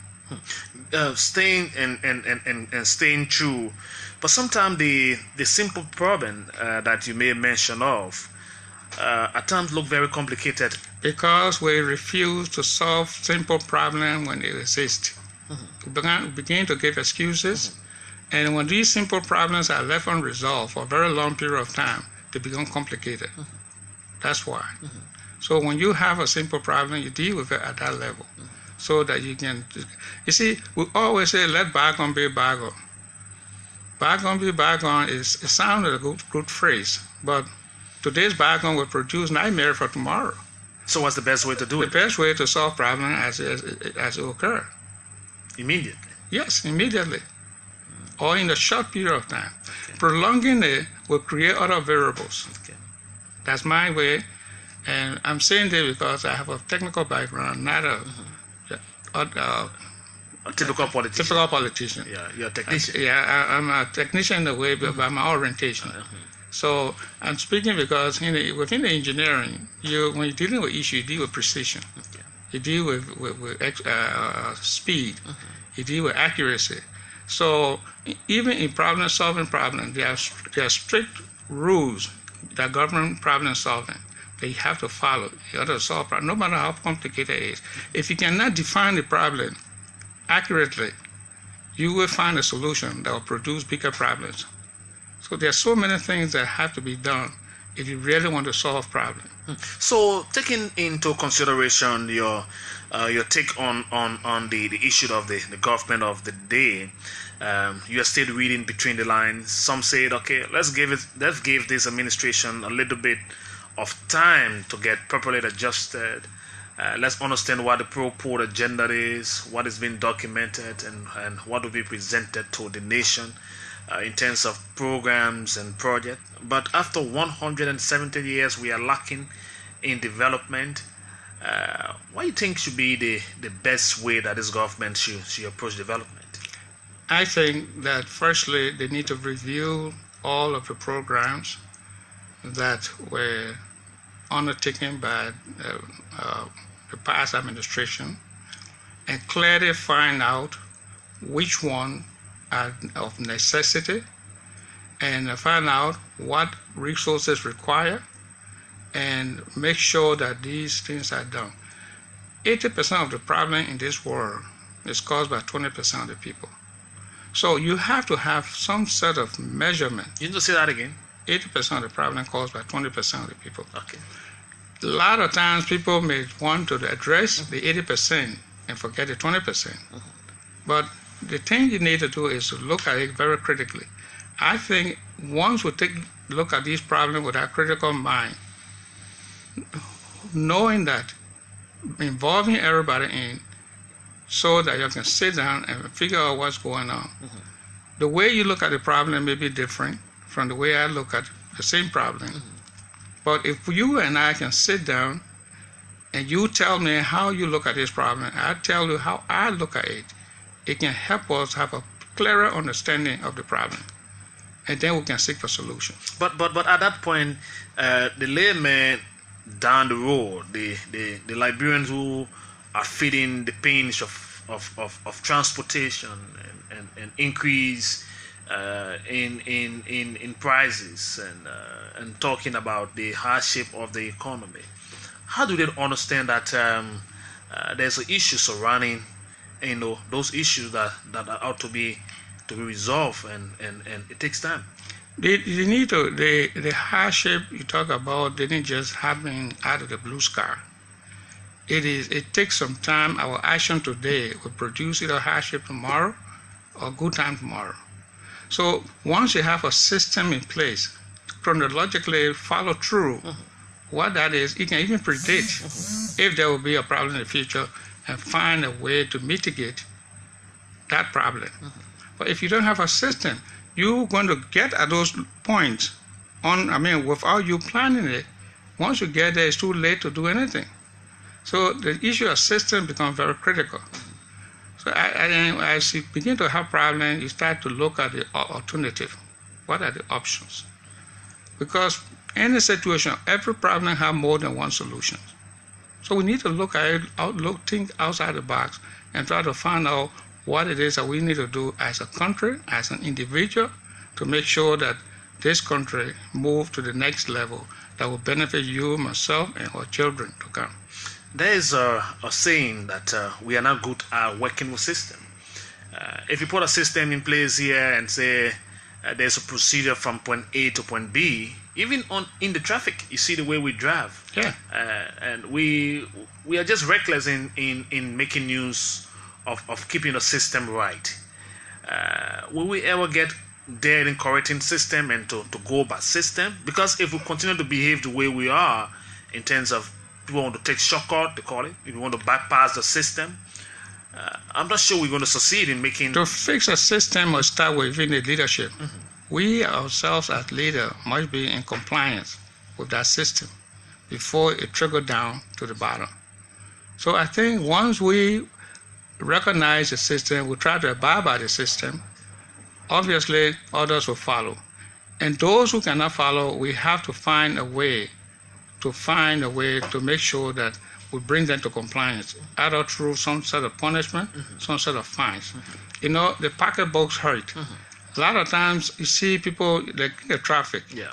If you live in a different country and come to Liberia, I mean, sometimes it's just unbelievable how people drive. We look crazy.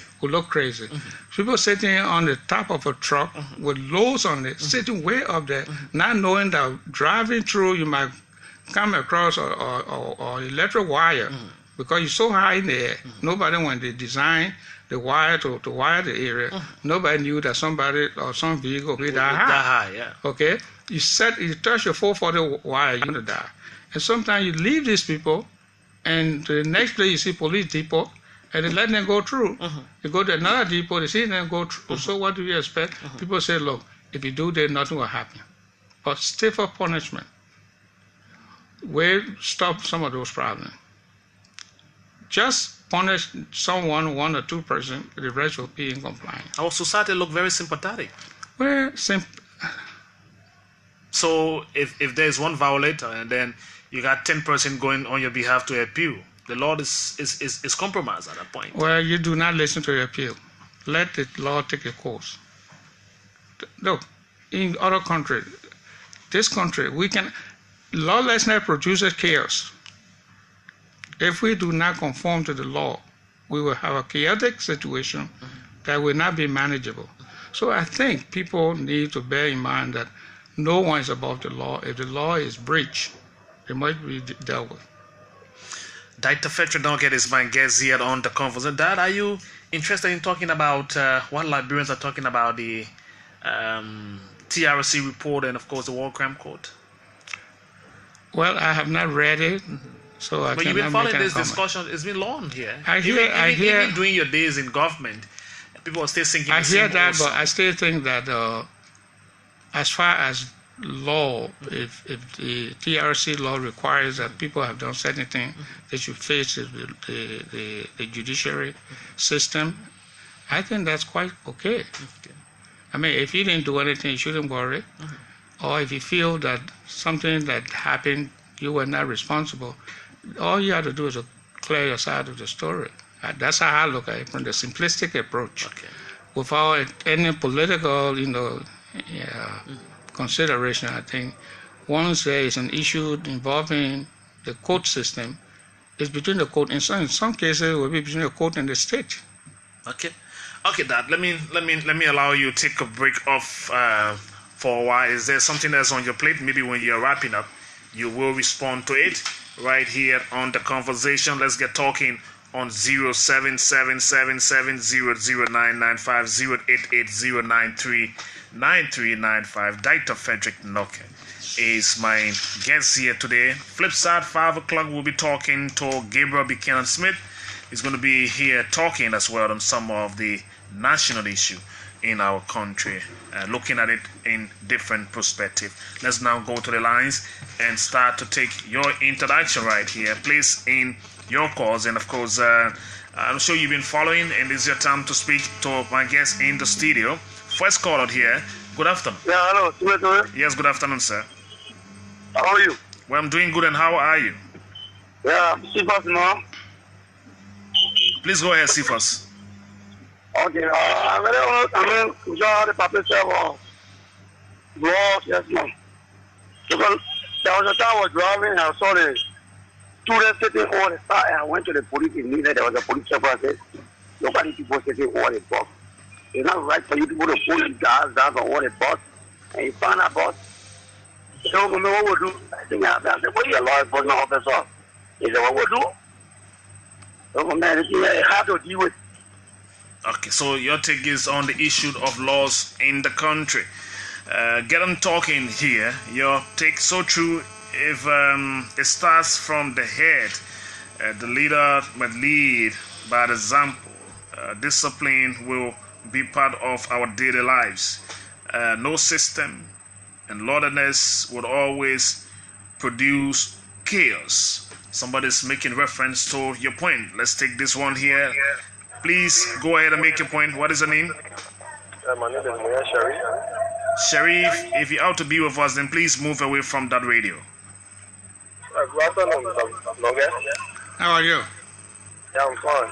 Yeah, you said it all. But our body will have no system in this country. Those who are in the leadership, you need to help this country supporting order. I think our country can be compared to other countries. Okay, thank you very much. Just a few seconds to the line. J. Ronde Dripot says here, as an engineer and an analyst, this pap is one of the sound Liberian I have ever listened to. Thank you very much for your commendation. Angeline Dropo Kalend also sending a comment here. Mike West says here, this man is a really, I'm sure he's trying to say really bright and well-articulated individual. Thank you very much. Those of the people watching you from across the world making their comments on the Facebook. That's what I'm reading here. Hello. Yeah, good afternoon, Smith. Thank you. Please go ahead. Yeah, I'm Hilton Wulajedo, and I call from Lockington. Please go ahead, Hilton. Yes, I started listening to Dr. Knocker. But I see that the past time I follow Dr. Knocker, the Ministry of Post and Telecommunication, we noticed that director there being a head administrator. Director there they were being distinguished, meaning per salary. Their salary were not the same, and it was very much remorseful. They were taking the lower pay doing everything. While they were taking the fabulous salary, so we used to come in a studio today telling Liberian people that all was good when we were there. I differ with that because. All right. Thank you. You're entitled to your view. I'm not sure he said all was good while he was at the civil service, at the Ministry of Post and Telecommunication. That is so sound-minded. He speaks so simple, and he makes a lot of sense. D. Banks sent in that message, watching on the Facebook. Liberia got wisdom with sweet mouth, but the application or implementation, the man instilled is full of great ideas. Let's go to the lines on 0777700995. This should be Noah Zawu Gibson. I hope I got this right. Hello. Thank you. Thank you so much for the recommendation, Smith. And the name remains Noah Zawu Gibson. And I call you from Jakarta, Future. You know, Smith, it did not take me by surprise to hear these kind of fascinating and logical comments from Dr. Knocker. You know, when you invite a person like Dr. Knocker, you get intertwined with knowledge. You see, let us take politics and sentiment out of everything in this country. Dr. Knocker spoke very well in studio there, and he was very much constructive, and he balanced his comments.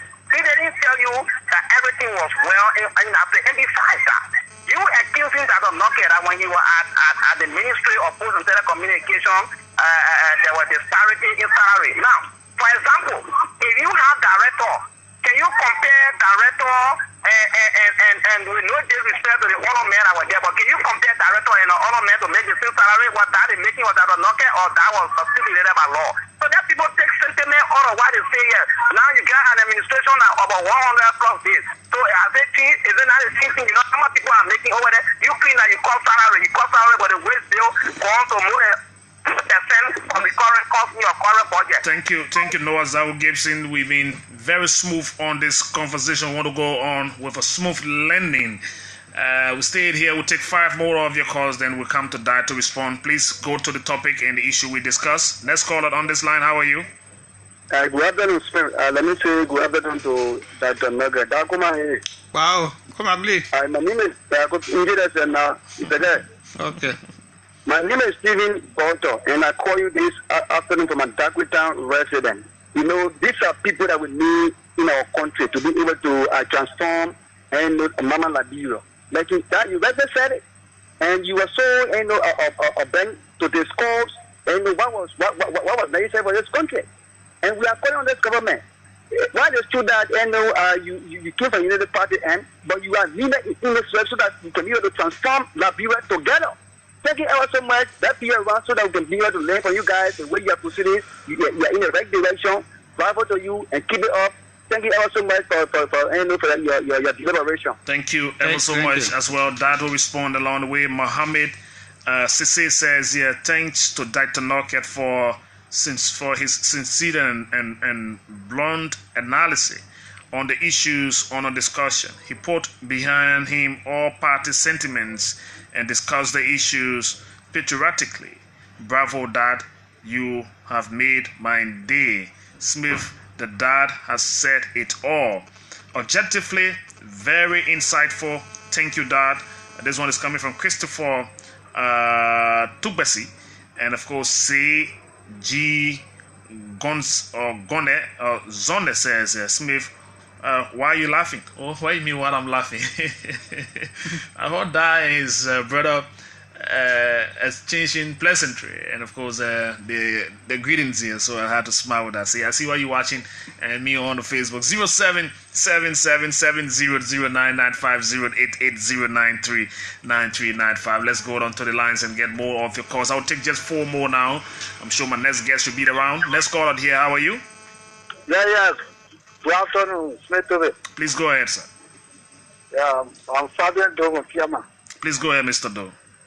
I want to say hats off to my party.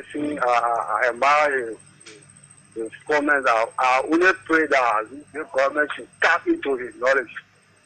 Okay, thank you. 3 more calls to take back to the text line. Angeline says here, we need people like this regularly on this platform. Mr. Toby, I think he should open an institution to teach young people or young Liberians. Okay, thank you very much, Angeline. We need people like this. Beatrice T. Poput said that. Back to the line here. More commendation coming your way. Let's call it. How are you? Hello, Smith. I'm doing good, and how are you, sir? Yes, Wellington from Wellington, you ought to project your voice for us, please. I said Wellington from Chicken Factory. Go ahead, Wellington. I was saying hi to the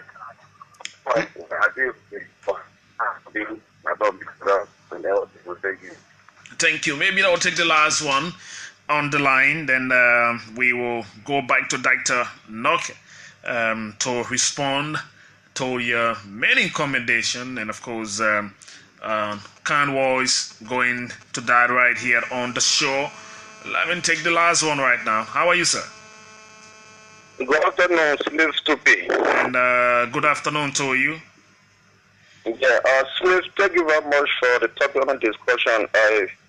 My name is Johnny Malika, and I joined the conversation from my Cloudtown resident in Monrovia.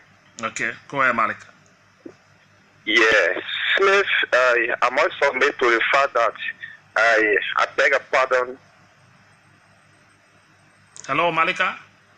Oh, I'm sure we lost you there, Malika. So that let me return to you, so that you can respond. I know there were not many intensive questions, but a lot of commendation for you on the show. So how do you intend to respond?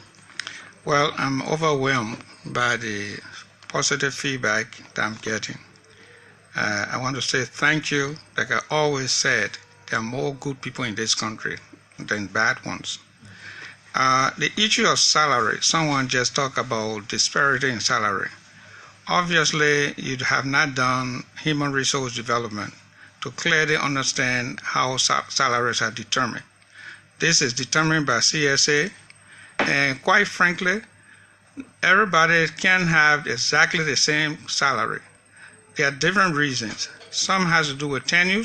Somebody who has been on the job for 1 year, you do not expect him or her to make the same as the person who's been there for 20 years. Also, if you look at the issue of performance, you may be a poor performer in terms of your work, for your ability to perform your task, compared to other person who is a very, very excellent performance. Again, you do not expect them to make the same. You might have 2 or 3 people with different skills. your skill set may be in more demand than the others. So all of that, if you consider all of those, it has to provide some sort of differentiation between one salary set of salary than the other. Of course, the range must be controlled. So I don't think that when I was Administrator of Post and Telecommunications, there was such a huge disparity as you are saying. Yes, there was disparity because there were people who worked far harder than others. There were people who had more experience, more skills, and this disparity actually was something that I inherited. In fact, there were about 100% at the Ministry of Posts and Telecommunications that were not on salary and they were working. But before I left, I made sure that everybody in that entity was on salary before I left. So I don't know if there was any other question. Yeah, I'm sure we're just all about commending you. Except you want to say something that we didn't ask you during the conversation, then we will let you go. Is that a parting comment? Sure. Oh, okay. Well, Patrick, excuse me, Patrick. That's the team. Smith. Yeah. I want to thank you for inviting me. It is always, I think, as public officials, it is our responsibility to inform the audience as to what we have done or to give some of our own expert opinions on a lot of issues. I actually appeal to all of us. Okay, somebody want me to remind you to provide the website. Oh. Let's see. I want to ask the website. The website. Please provide the website. Okay, it's girlpowerafrica.org. Girl Power, GRRLPOWERAFRICA.org. Okay. And then you can also get on Facebook, www.facebook.com/girlpowerafrica.org. Okay, so I think the person already got it. Yeah. So you were just in speech talking about. Yeah, what I was talking about is that as a Liberian, let me give an analogy. There are two persons racing. They are heading to Banga. And they're supposed to be running at the same speed. It's supposed to get in at a certain time. These two drivers, one is paying keen attention, and one is using cell phone at the same time driving. And they're supposed to get at the same time, provided if they kept at the same speed all through. The one with the cell phone on the cell phone is talking to someone. He or she misses the exit. It didn't go straight and missed it and took an off exit. Exit means getting away from the route that they were taking. Once you discover that you have taken away from the exit, you have to turn around again to come back to keep going. No matter how much mathematical skills you want to use, you will always be late because you're going the same speed and you have missed your exit and the person is going straight ahead. So the person who's going straight ahead without missing the exit, they will be able to get there and in a timely fashion. But whereas you will not get there in the same time frame. So the reason I'm saying that is when we're making decisions, we have to make sure that we reduce the possibility of error so that we cannot go back to do it again. So that's the point I'm trying to drive at. And we as Liberians, because we're so far behind, we cannot afford to walk, but we have to run. Okay. So in order for us to run and do well, we have to do that in unison. We have to do that with love. We have to do that with integrity, with the fear, so that we can get there too. Whenever I travel, I go to places like Ghana or Nigeria or other places. I always feel really bad because I feel that my country has the potential to be like these countries as well. Okay. Given that we got our independence in 1847 and up to present, I think it's 170 years. I think if we can do better than that. Okay.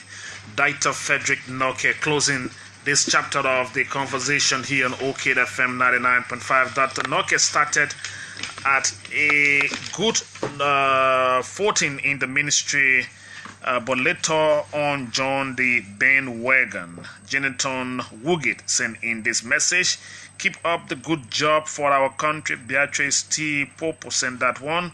20 of this veteran educator is needed in Liberia. So Heron Dan is saying that one. Mr. Toby, please remind that Nokedoki talk about the website already. The final message for you says, yeah, I monitored the dad and he spoke very well, and also explained some difficulties our country is going through. I hope our government will listen to some of the issues and work it out, or try to work on some. Okay, I'm sure at that point. So let me say once again, thank you, Dad, for coming. I hope we can once again talk about the girl power and other activities in your private life now. Thank you. Okay. So folks, let me take a break. I'm told Honorable Gabriel Buchanan Smith is already here. He'll be walking in shortly. Mister, where you coming from this hour in the morning? Oh, no. This is not what I want to get rolling here for you. Hold on a little bit. Let me see if this song I'm looking for is where we got it coming. Is this one? Okay, this is the song. This is the song. And are you ready now? So we go. Everybody clap your hands. 1, 2, 3, 4. One more time. Okay.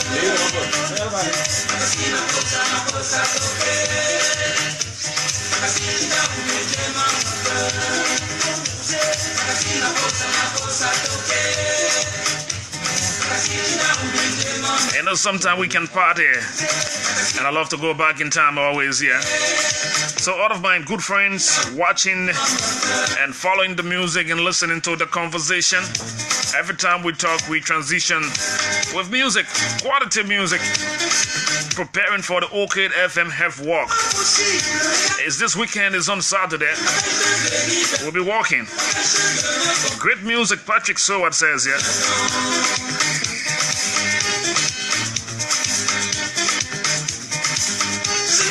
Everyone says here the wedding song here, oh Robin, this is your wedding song?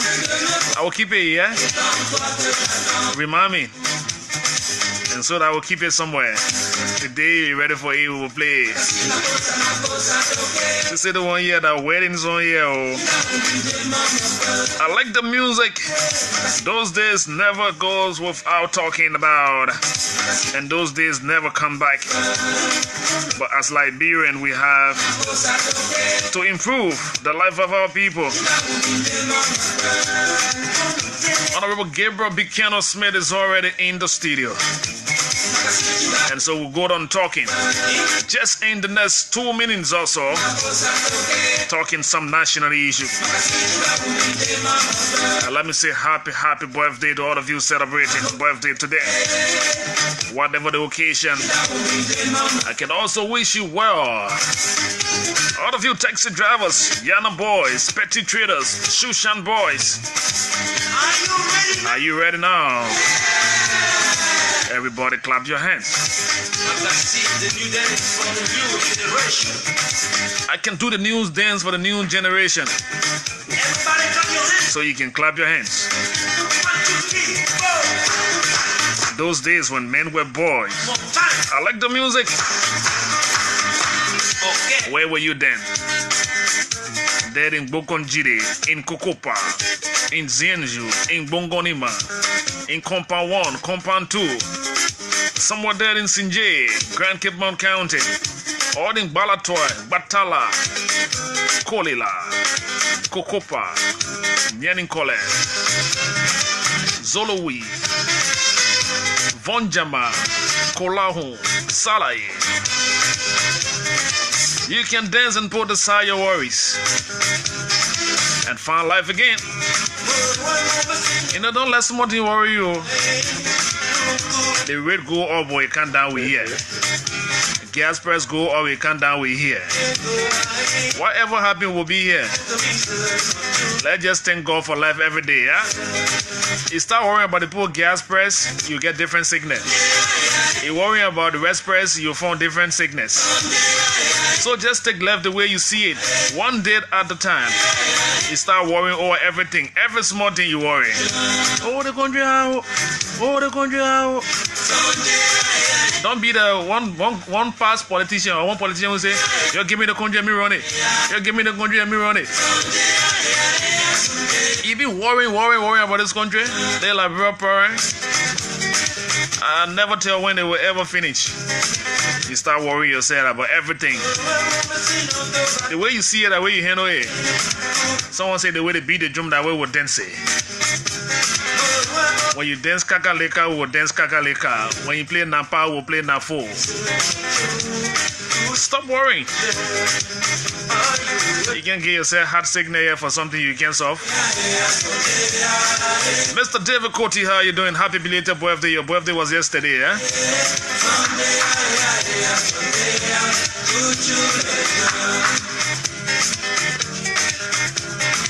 A beautiful song right here. You know, the transition always sounds very, very, very well. I see everyone enjoying the music now. You're talking. Oh. What a way to go right here on the conversation, folks. It's time for us to go talking as we promised you right here on the show. Thanks to Dr. Knockett for his time spent with us. Now we're about to go on talking to a former lawmaker about a son of the country, and of course, who's also concerned about trending national issue. Honorable Gabriel Buchanan Smith is joining us here on the conversation today. My longtime friend, of course, my niece, we call ourselves, we got our common name, but for the sake of the public, I will call him the Honorable Gabriel Smith. How are you, Steve? And good to see you. Thank you very much, and it's good being in this air cool studio once again. Very well, and how are you faring? Well, God has been good. He's been gracious unto me and my family, and by His goodwill, we've been sustained. Have you transitioned very well now? Well, the transitional process is going on gradually, and like I told you sometimes ago that we were re-engineering our life. I gone some 70%. And hopefully in the next 2-3 months we'll be finally settled on exactly what we're going to be doing. Okay. Yeah. So generally we are good, and I'm thankful to God for my beautiful wife, who have been very supportive, my children and family members. Some people normally feel that picking up the pieces will always be a difficult thing, especially when you've been noticed as some individual who would love to serve your people, and when that confidence is no more. Transitionally become a problem. Some take it on a very quiet note and they do it very well. Others don't see it as something to overcome. But how is your process going? Well, you see, Smithy, service is about passion. You love to do something to help to transform the life of your people, your community. And fortunately, they gave you that opportunity to serve. And in the process of serving, you find yourself, maybe you've gone about some 55 to 60%. Then that opportunity is cut off, right? It creates a kind of a setback. And this is why exactly after the election, everyone asked me as to what I intended to do. I told them, say, hey, for now, I don't have any plan because then my mind, my entire energy was focused on serving the people of Grand Bassa County and the Republic of Liberia. Now, I had thought that on the basis of our service to our people, the quality of service, the sacrifice we made, that would have convinced them sufficiently to have re-elected us. Unfortunately, it didn't happen. So you see, we have to do a kind of a complete renewal of our thought. And so that's the process we're going. Like you regularly say, yes, someday become painful, right? Someday become disappointing. But as a real man, more so a Christian, you have to take it in good faith, ask God to give new direction, new zeal and energy to continue. And that is exactly what I'm doing. So because this conversation is not only in the studio, we got others viewing the social media. Someone just sent me the text, can we please allow the Honorable to remove his I'm sorry. his cap so that people who haven't seen you, I'm sorry. Yeah, we should be following. Thank you very much, Honorable Gabriel Buchanan Smith, for joining in. And I didn't know I was on TV. Oh yeah, you are. People watching you around the world, and a lot of friends around following this entire broadcast here. So at this point, how well did you achieve, doing your stay at the National Legislature? Well, you see, the old people say the chicken doesn't talk about its own sweetness. You don't promote yourself. But I think there are people in this country that follow our service at the legislature. And I'm so, considering the fact that we're able to serve 2 consecutive terms, speaks to the fact that our level of service and sacrifice for this nation was accepted or was respected to some reasonable degree.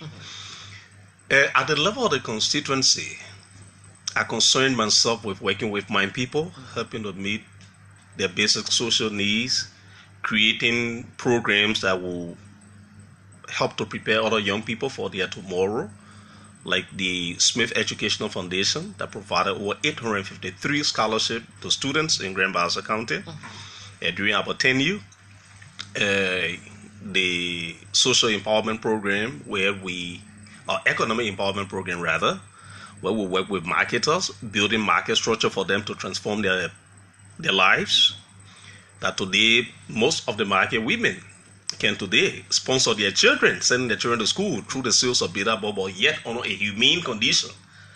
And providing other areas for our people. So I feel significantly achieved at the level of the legislature. I was opportune to represent this country at the level of the Pan-African Parliament, where by the grace of God, under my leadership as the head of dedication then. Liberia benefited from the first leadership position at the level of the Pan-African Parliament. We became the vice president to the West African Caucus. Also assumed a leadership position on our committee. My colleague, Gren, who is today the current head of delegation, also assumed a leadership position at the level of the Parliament. And so these are some of the basic achievements we had. In terms of legislation, we drafted a couple of legislation. One got passed, that is the coastal defense. Today we have the coastal defense program that Grand Bassa County was the first to benefit from. We also drafted the pre-export value addition law, which passed the level of the House, but unfortunately they didn't get past the Senate. And I'm glad that in this government I'm hearing that the president is emphasizing value addition. That is one thing that has touched my mind, and I think it's a positive step that this president is taking. I hope he continues on that path, and I hope he enjoys the support from the legislature to help him to develop the necessary legislation that would ensure that people coming to invest in our country will not just extract our natural resources and export them as they are, but we add value to our resources through industrialization, which is going to create more job for our people. That was my dream. And I hope it be implemented under the system. Well said, right there. But on the side of it, where when you used to wake up in the morning and you see the corridor filled and this huge visit, now you are no more in the corridor of the National Legislature. What's the difference? Well, you see, then, like you rightly said, when even not only at the legislature but at your house. he saw people. The two feelings that came to me out of those: one, a sense of pride that I could help my fellow man to put a smile on their face at the time. The next thing was, this nation seems to be greatly challenged because a real man, a woman, to leave her home and come to you to ask you to go and buy a top for her baby. A man coming to you to buy zinc for his house that he's living in. It's not normal. It tells you that something is wrong with the society. And so this is why some of us sought to have combined our effort with other good-hearted lawmakers at the legislature to have developed the quality of legislation that would have helped to transform our society. Because if a man has a job, if he's earning reasonably, he would never come to you to beg his money. He wouldn't do that. But if the guy cannot fend for himself because the condition, the environment just doesn't exist, he will have to come to you because he has given you authority on the basis of that power he gave you. Only you are earning something, so he expects you to share with him. And so that was the kind of a feeling that came to me whenever I saw people crowding my home as well as my office at the legislature. But generally, I feel good from where I sit. There are a few friends who value our service. They still visit us. Of course, this time they do not come with requests because they know we do not have that much to share any longer. But they still come to sit with us and retrospect on some of the kindness which we did for them. Okay. Yeah. Just one more on your personal take, then we'll go on to the main talking point here. So, Honored, how do you intend now to sustain the Smith Education Foundation? Well, I'm working with the board. We've been holding a series of meetings. But next week, I should be back in Buchanan to meet with them. We are planning a fundraiser to see whether we can count on some good-hearted people to support the foundation to help us to support our needed students. Because basically the foundation was focusing on education. I mean, one thing that brought tears to my eye last year was an old lady who graduated from the GBCC. This lady, she was in her 60s, late 60s, before she started to go to college, the Basel Community College. She could not afford to put her out. And I saw her coming to my office in tears. And then the scholarship committee had closed, receiving application. But I told them that, President, look, put her there and I'm going to fund that. She graduated. And she could say that boldly in the presence of the hundreds and thousands of people that were present at the GBCC graduation. I would never have been. And she does her class. That old lady. Wow. That was the most interesting thing about it. Oh, Honorable Smith, had it not been you, I would never have been here. That gave me a greater degree of satisfaction throughout my service at the legislature. Okay. And I remember that so well, yes. Okay, so let's see how that side of it is going to go. We'll keep our eyes on it so that it can also be a vibrant help to the generation of people benefiting from that Smith Education Foundation. But you've been following the body politics of our country. There's been some running discussion that you develop keen interest in. Yeah. Specifically, one had to do with where we are with the senatorial by-election, the conduct of the censor in our country. You understand election matters because you participated in election. You've read the law very well. We stayed on, see us going to election. There was one press conference today by NEC, but told it was cancer. There's this pool here and there as to when we'll ever go to the senatorial by-election. But you got your own take about it. So let's start from the point that it's becoming a constitutional matter. The government says no, and so it's a back and front on this one. Where do you stand? Thank you, Speedy. I say to you that in every given democracy,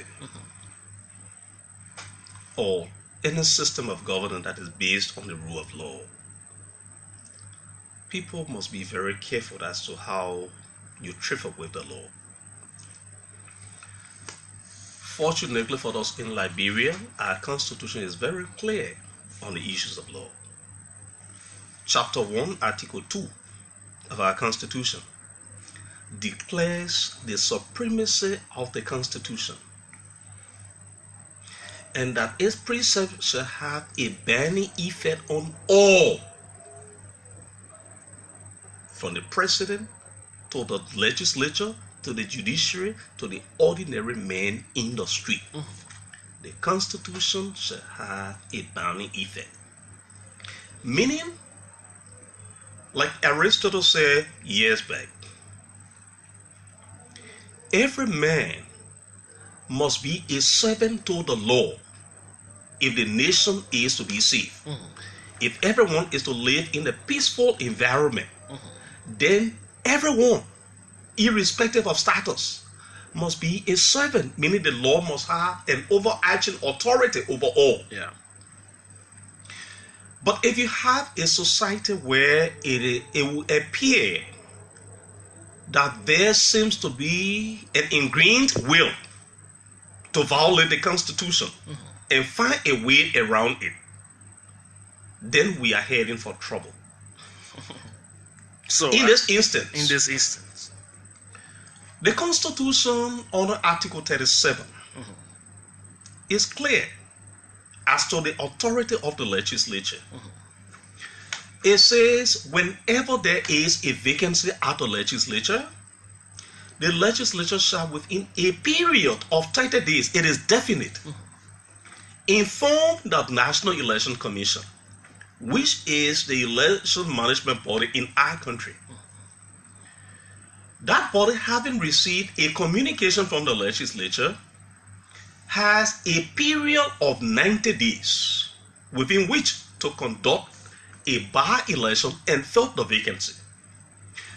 When then Senator George Manuel Weah and then Senator Joe Howard Taylor of Bond County and Monserrate respectively, when they ran and won on a ticket, they knew there and then that a vacancy was being created.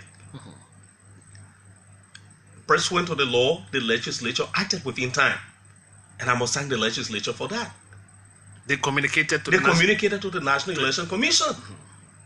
The National Election Commission, on the basis of its authority under the law and its responsibility to conduct elections, announced the vacancy.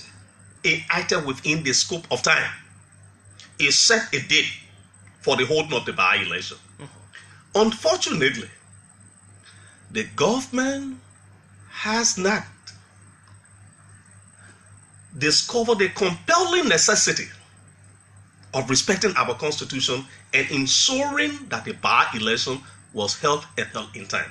And so we have gone beyond the constitutional period. But are you taking into consideration the issue raised by the government? Because it first started with what the National Elections Commission submitted to the government to fund the election. They felt that money was so high to conduct a by-election for 2 counties. So it was off and on discussion until there was a settlement for $2.7 million for the election. And money issue has now turned to be the problem. That is why we haven't gone to election. That's the government side of it. And NEC have also said the government lacked the funding to pay for the election. Well, look, Smitty, I don't know whether it is on this radio station, but I heard the information minister. I was here yesterday. He was here yesterday. He said the question of not holding a by-election on time was not because of the lack of funding. He said not that the government does not have money to hold the election. So what's the issue? But priority. That does not constitute priority. You heard him. I'm sure you got a recording here. I listened to that and I was shocked. While we appreciate the fact that the government is striving to make other interventions in terms of social development, we appreciate it. I mean, specifically the utterance he made when he was in Buchanan as to the construction of, we appreciate that. But whatever you do cannot be done outside of the perimeter of the law. We must act within the scope of the law. Election is a compelling necessity because it is constitutionally required Now imagine. But I can't so, no, let's take into consideration the compelling side of it, right? Yeah. But there's also procedure for the conduct of the election. One of the main things that take us to election is the funding of the election. So if the government of the day is telling us that there is no money for the election or it is not a priority, then there where the unfortunate situation steps in. Because you see, the reason for which in a modern and civilized society in the Community of Nations, nations are required to govern on the basis of certain principles, one of which is the rule of law. The rule of law suggests that the law must be the governing authority. You get what I'm saying? It must have a binding effect on all authority. The law under which you are operating, what does it tell you as a governor? It tells you that, look, when there exists a vacancy at the legislature, you, the government, must give money to the National Election Commission for election to be held to fill the vacancy. Why is it necessary? Look, the Constitution provides that every county must have 2 senators at the Senate. Isn't that so? it is. Today, Monserrato has been shortchanged. Monserrato only has 1 senator. So if that Senator Geraldine Doe Sherry, is absent, if she travel, Monserrato has got no voice at the Senate. Bon County, if Bon County Senator or Senator Henry Yala, my good friend, if he travel out of this country and an important issue arose at the Senate that require a vote of Bon County, Bon County has got no voice. You see how you have disenfranchised the people of Bon County and Monserrato? So, you know, it may sound simple to people to say, well, we can hold election anytime. No way, it doesn't work that way. You make a mistake. You have a law that tells you when to do such. It is not at your discretion. So it is to avoid discretionary authority. This is why nations of the world, civilized nations, read what we call a constitution, and they have statutes that serve as controlling instrument to guide the democracy. Another side of the argument is that this is not the first time we will go to election with a date set and miss out on. I hear say that it happened in the past. You were in the national legislature, for example, during the Ebola time. So that's another scenario. So all is not lost. If we miss out on the 8th, we can still hold the election on maybe another time to come. You know, people are trying to trivialize this matter. It is unfortunate. I hope people will, you know, do what is morally right. This is about political morality, and people should take it serious. You talked about an Ebola situation in 2014. Yes, I was the chairperson on the elections. We carved a resolution. Why? In fact, people said that we should not even hold that election. But we said, no way. We will find a way to go around it to ensure that this election is held. All right? You had an emergency. The Constitution provides that in the period of an emergency, the president may suspend certain provision of the Constitution. So because we had a health emergency, the president then had that authority to suspend a given provision of the Constitution, which allowed the legislature to have come up with what? Or a resolution, a JR, a joint resolution, setting another date for the holding of the by-election, because the actual provision, you understand me, had been suspended. So we could now carve a joint resolution to now prescribe a new date for the holding election, which was done. In this case, where is the emergency? That amounts to a clear and present danger. That is not it. The money, no money. I'm telling you, our most respected information minister was in your studio. He said, well, the question of not holding election was not the absence of money. But the minister of finance who controls the country finances says the money they just can't get the money. So from 3.9 to 2.7, we are still struggling between there to get the money for the election. So the whole thing is with money. That's what NEC have said. Smitty, I have sat in the darkness before. Okay. And so I understand what happens in the dark room. So what is happening in this current dark room? When the NEC submits a budget, she submits it on the basis of her own perception, how she looks at it. It now becomes the responsibility of government to sit with the NEC. Look, we hear this is what you think. But hey, could we do it this way? That negotiation at the table. That's why we have always done. That's what we have So always this done. is not the first time. So this is not the first time. NEC will always submit a budget on the basis of what she wants. But you don't always get what you want. You get what you need. So the finance minister, the legislature, they should have had a meeting of the mind, considering the exigency of holding these elections. Which they did, because that's what brought the money from 3.9 to 2.7. The first thing we heard was, we'll give you anything. Did they really say that? That's what we heard. But that's not And what so they said. the next said, look, if a man asking for 3.9 million and you give 500,000, what does that suggest? You're not taking the process seriously. It's unfortunate. I heard the chairman of the NEC on radio lamenting the situation. In fact, at some point, you know that there was some serious confrontation between the finance minister and the chairperson of the NEC, Chairman Kokoya, over this matter. There were exchanges, which I thought was unfortunate. I believe what should have been done from the point of time when the NEC submitted that budget, they should have called the NEC to sit together, discuss it, take all of the degrees from that budget. I mean, things that were required but not necessarily have not actually been necessary. Discuss those and get it out of the budget, and make sure that what could be agreed on between the NEC and the finance ministry, all right, who have been provided. We've always done that. When our chairman on election, whenever such situation arose, we invited the NEC. We invite the finance minister. Let's sit at the table. Several times we had this meeting. Even when it came from procurement issue, we will invite Mr. Dobo, James Dobo Jala, the PPC chairman.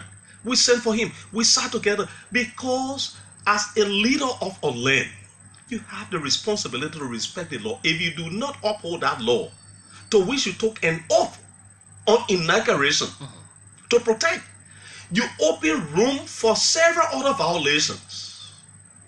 And you don't want to see that in the state. We understand that this is a new government, and that's why it is necessary for us to start taking a corrective measure now.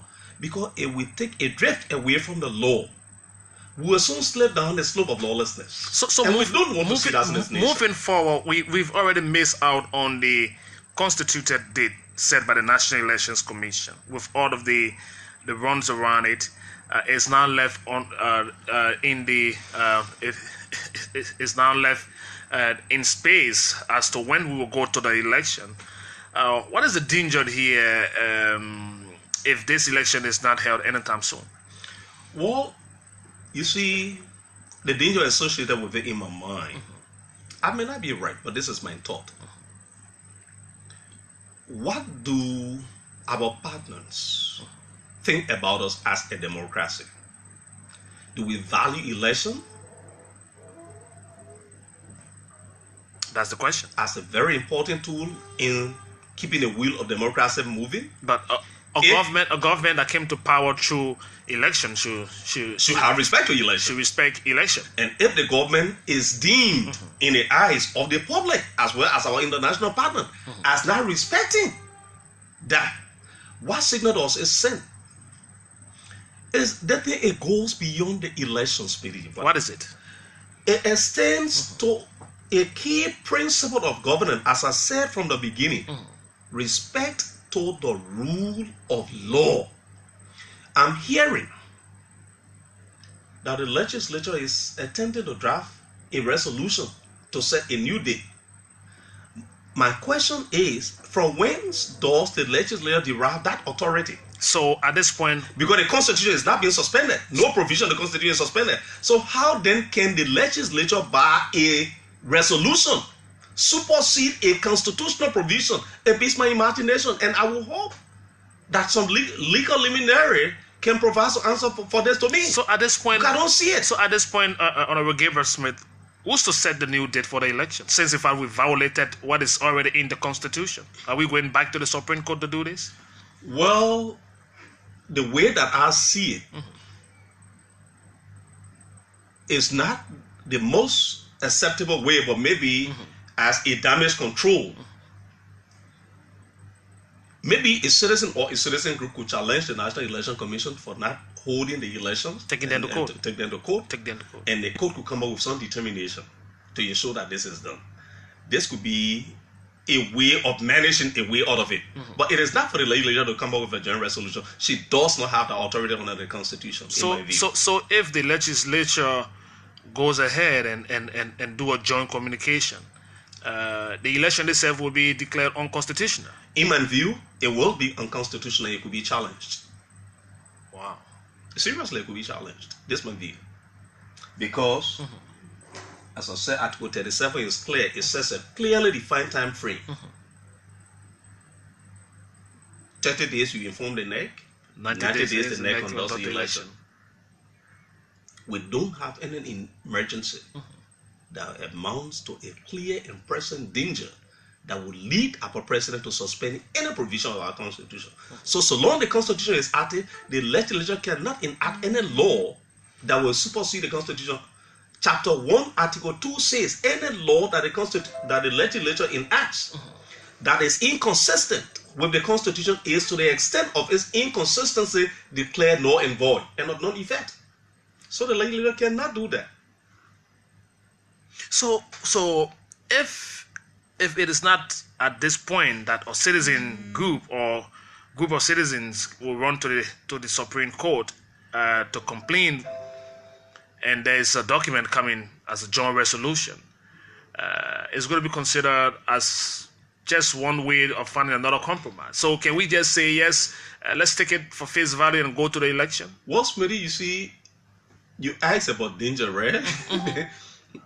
If you were to do that, by 2020, I'm worried. What if the government decide to say, hey, we're not going to hold election 2020? There's a precedent. They can decide on when to hold it, right? If this works, it becomes a precedent. Okay. So 2020 government say, look, we're not holding election 2020 because we ain't got money, or it's not our priority. There's a future implication in that. By 2023, yeah, where are we going? We will there and then be taking what a drift again in a very wrong direction of lawlessness. And so this is why some of us, believing that Liberia belongs to all of us, and it is necessary that we all do all that we can to ensure that this boat that is sailing over the river remains stable and sails safely, we must now begin to sound the warning, to sound the alarm, that all of us will be guided to making sure that we do what is morally right, what is constitutionally correct, so that our nation can be seen in the eyes of our partner as people who are serious, who are respected of the law, so that we can attract the necessary investment to this country to improve the lives of our people. But this should not be something difficult for us in our quest of keeping our democracy, alight. So how can we draw the government attention to holding on to the Constitution and keeping to the tenets of democracy? Well, you see, Smitty, in a society, if you, for instance, if you are the manager here, you may not be knowledgeable of everything. And so is it with the presidency. The president may not know everything. He may not know the detail of everything. But it is required that those that surround him, who are his team of advisors, for them to do it. But again, sometimes, our society is sometimes so beclouded with sycophancy that we do not tell our leaders the truth. And we allow them to slip. And so maybe people may not be and there's a danger informing the president about the danger that is associated with this. People just take it to be a trivial matter. And in my view, it is great because it borders on what? The rule of law, which is a very key principle by which governments of the world are judged. And the next thing you have in line, just as serious as this one, is the census. Before we get onto the census, the NEC have already qualified 7 persons for Moserado, 5 for Bond County. The 7 in Moserado include one of the lawmakers from the national legislature. The 5 in Bond County also include another lawmaker. I think 2 from here, Yeke Koluba and Sir Joseph. They already qualify. So if we are finding it difficult to go to this stage of conducting a by-election, and we got people in the national legislature contesting, and there's a possibility that yes, one of them could just win the election from the counties, and then we had to prepare for another by-election. How advisable is that to do? Now that raises the question of legality and expediency. Legally, constitutionally, it is their right to run. But is it expedient that you, a sitting lawmaker, from the party that has just come to power as the government, and you are saying that there is not sufficient money to even hold this current election, then you create a room, because there is a huge possibility, the probability of Honorable Sir Joseph winning Monrovia, Monserrate, is about 70%, 70 to 30. 74 and 30 against. The probability of he winning by virtue of the fact that Monserrate is CDC stronghold, and President George Manuel Weah, then senator, this is his seat. They will not want to give it to an opposition, and so they will do everything within their might to make sure that CDC wins this. And he, being the candidate of the CDC, all right, has a probability of 70% to win. So how then do you convince our partner that we do not have sufficient money? You understand, Speedy? How can you say we don't have money? When we are creating, you're creating hole for problem, for expenditure. Similarly, in Bond County, you have another coalition candidate who is a sitting lawmaker vying for that seat. Now, how do we convince the UNDP to say, look, come and help us with some money? Give us some money. How do we convince the EU? It beats my imagination. And so, like the information minister said, I hope I understood him correctly, that the question maybe is not about money but prioritization. They probably have not understood the value. Was it possible that they captured election in sustaining democracy? Was it possible for them to capture this election in the recast budget? It could have been done. In fact, should have been done. Should have been done. Not even could, but should have been done. Because President Weah, or in fact the government was inaugurated in January, right? Yeah. After inauguration, before there was a recasting of the budget. Yeah. So you knew that there exists a vacancy. So you are providing for the filling of that vacancy in the budget. That's why you did recasting to prioritize.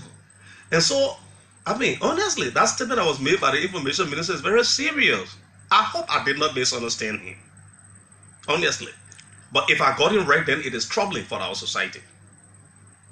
Okay, so that is not just the single issue that is concerning you as a former lawmaker, but the issue of the censor was also another issue that I'm not sure it ever happened, but I see figures coming out. I don't know how they got those documents telling us where we sit with the current statistics. Well, all that I know of, a census was conducted in 2008. And we were to conduct census in 2018. Between 2008 and 2018 are 10 years, March to March, right? That's what the law says. All right. Article 39 of our Constitution required the legislature to call for the holding of a national census after every 10 years.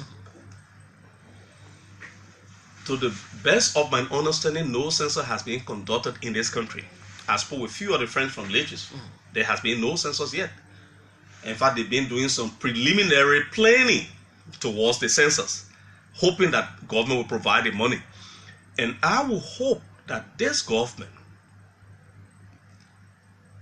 can provide the needed funding to Legis to ensure that the census is conducted this year. But so where are we taking all of the statistics from that have been read and putting our projection here and there about where we sit with the growth, where we sit with our things that have to do with the census? Well, I don't have any such information, but what I know, and in the mind of every common Liberian out in the street, there has been no census held in Liberia. The census is the only program that brings out the complete demography of the nation. The population density, where people are been hugely populated, and the age group, and all of the basic data that is required for planning of development in a given country. is adduced by the census, right? And in the absence of a census, whatever is being put out, though I haven't seen it, but could be based on just rough estimate. And we cannot run this nation on the basis of rough estimate. And there's a danger in there. Of course. Two things. Again, borders on elections. Because 39 provides for the holding of the census, right? Article 80E says, in fact, Article 80D says what? The legislature shall prescribe the population threshold, right? Of equal threshold, 20,000, or any such number as the legislature shall determine on the basis of the new population figure as reviewed by the census. Now it goes to E, Article 80E. Article 80E says, immediately following a population census, the National Election Commission shall re-demarcate electoral constituencies on the basis of what? The new figure as provided by the legislature immediately following a population census, right? The next shall re-demarcate electoral constituencies. Now, how do we demarcate electoral constituencies on the basis of our estimate? You can't do that. We need a census this year because after the census, electoral constituencies will be re-demarcated and we shall ensure that in those new constituencies there will be what? New voters registration. Because population will have shifted. You get what I'm saying? I'm following you. If I were living in Vitam and now move to Congo Town, I have to be registered in Congo Town. And so this thing is a complex issue and people should not trivialize it. The mother just take it simple. No way. The census must be held. This government is under authority, is under obligation by the Constitution to ensure that the census is conducted no other year other than 2018. It has to be done. If we don't do it, again, then it means we are in flagrant violation of the laws. Okay, so let me give you some public introduction. Honorable Gabriel Buchanan Smith is sitting here, just speaking out his observation on some of the trendy issues. Two of the main issues that, of course, caught his attention that we've been talking about is the election, the senatorial by-election, and, of course, the issue he just made mention of with the census to be conducted in our country. Let me allow you to speak to the former lawmaker on what he's been saying to all of us here on this show today. A lot of followers here. No danger. The sky will not fall. Someone is saying here. Let me see. Let me see some of the messages coming in here. No more sincerity. No, this one is flipping off my side. And in our country, Mama Liberia, no more. Who is actually saying the actual truth in this whole matter? Okay, so David Gouet is asking that question. Discussing one thing all the time it's tiring. Okay, Baron sent in that one. That's a national issue. We'll have to keep talking about it. Right here, the party involved should have appoint a person to complete the individual term until new election term, especially when we are facing financial constraint. Let me talk to Mr. Mo Ali, who's following this conversation very well. Mo, it's my pleasure. Thanks for joining us. Thank you, Smith. And Smith. Mo, excuse me, are you driving? I think it's the phone that has a little bit of what kind of Propo phone are you using also? Not a Propo phone, but a Propo time. Yeah, man, your phone this time is a bit too noisy, but let's go try. Make your point. Yeah, quickly. Let me say to Honorable Gabriel Buchanan Smith that I have been informed by people from the legislature that the census will not be held this year. And I do have a concern that it will be the second successive violation of the Constitution. And like Honorable Buchanan Smith was saying, the House of Senate informed the NEC on February 13, 2018 about the two vacancies in the Senate. So from February 13, the 90-day period expired on May 14. So that means that after May 14, all the time we in a constitutional violation again.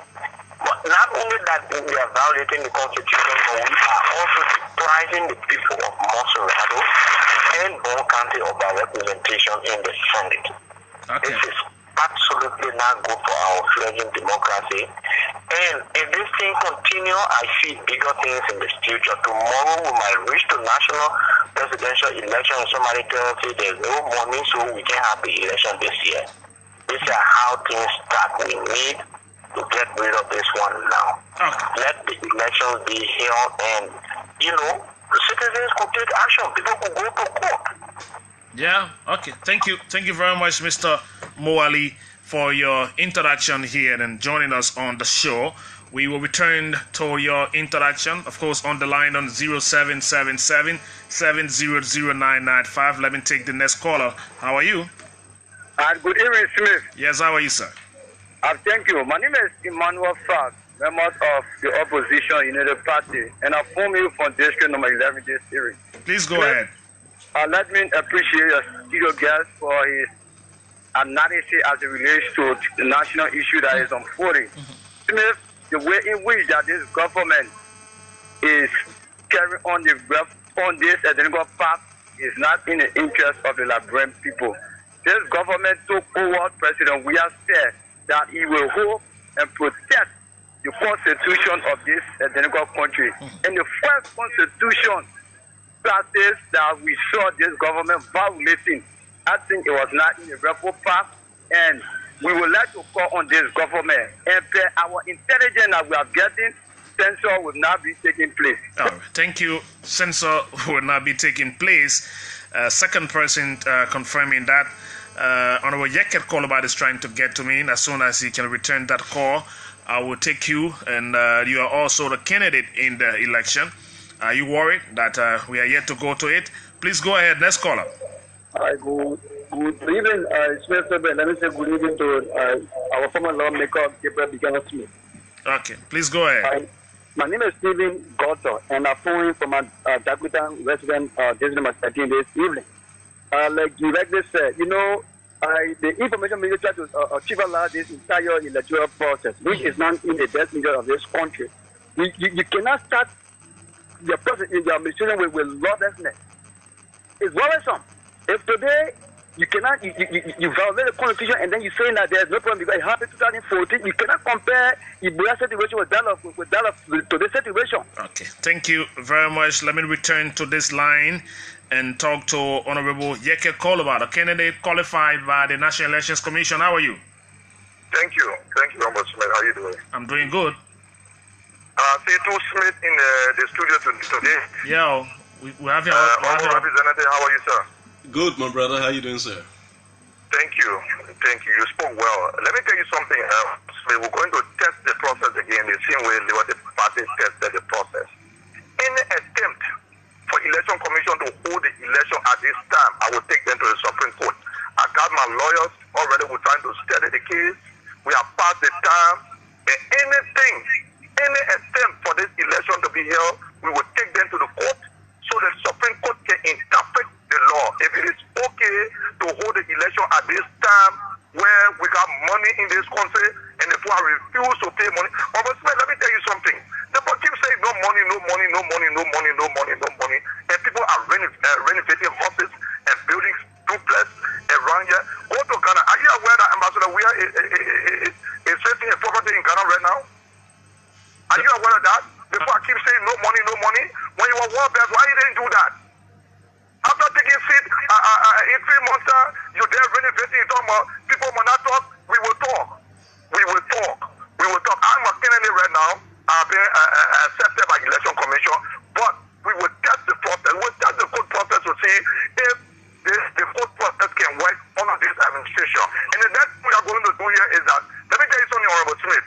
The next, after 6 years, this government will say no money because they want to hijack power. Let me tell you, that's the process we're looking at now. Everything you will say no money. What do you mean no money? Money in the country and money here. Money here. Money here. Yeah, money here. I'm spending the money. I'm telling you, money here. Where's the money now? We can see the money. Is here. The money here. They don't want to spend the money. Are you overtax me? You don't need going to buy election. When you contested to be president, when you contested to be vice president, you know that I'm going to be election.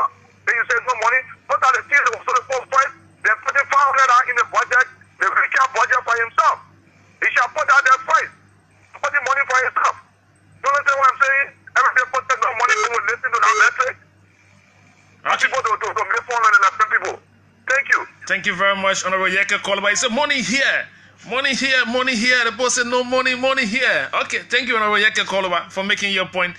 Let me see who the next caller on this line. Good evening, Smith today. Honorable Bikama Jeda Smith. Please go ahead, oh.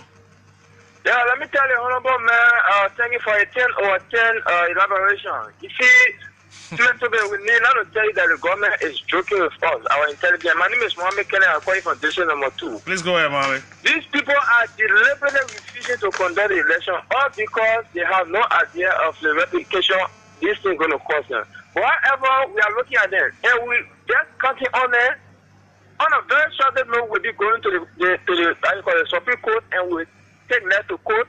At the end of the day, our election will be conducted. All right, thank you. Let me take 5 more now, then the Honorable will respond. Then we will call it a day, prepare for another day. Please, we don't allow people call here with your radio in the back. I hope you... Hello? Yeah, hello, Mr. Toby. Is this the first time calling on the radio? No, what happened, I was using my other phone actually to call, and the other phone was being used on radio. That's why. But let me get out. I will make my...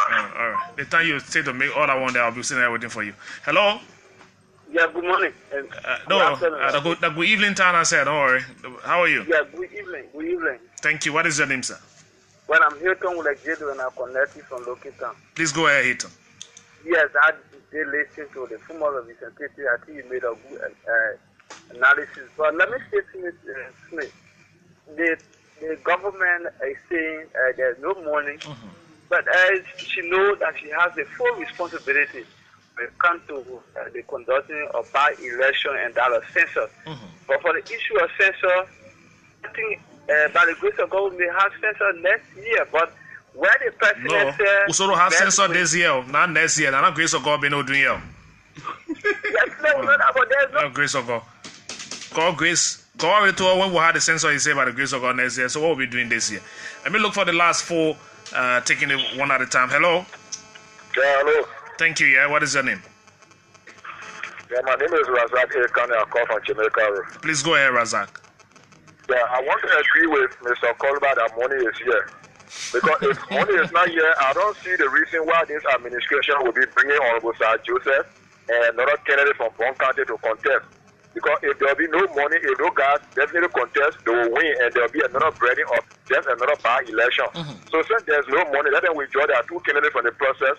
So other people can contest. I will not create any breeding for another by-election. Okay, thank you ever so much for your contribution to the show. Let me return to another line. Yes, how are you? Good evening, Smith. This is Max Grisby. Mike who? Maxwell Grisby. Oh, Maxwell Grisby. Go ahead. Thank you. I'd like to thank the representative. I think he made some very excellent points. We are all very concerned about elections. But I thought the former legislator could take recourse to Article 84 of the Constitution. 84 provides clear-cut, solution to our problems. When all of the provisions on election and political party are violated, any of the provisions are violated, the law provides that the legislature can enact laws that will serve penalty for violation. So he was in the legislature for 12 years. Did they utilize the provision of 84? The problem you are seeing now, that's another thing. You cannot only postulate some of the best solution when you are out alone. How do you get now? We need to be able to postulate laws that will disallow some of the problems you are facing now. Please read info, and I hope that this court can consider that as well. All right. Thank you ever so much for your contribution to the show. Miata Dan is saying here, the problem with Liberia, there are too many cooks in the kitchen.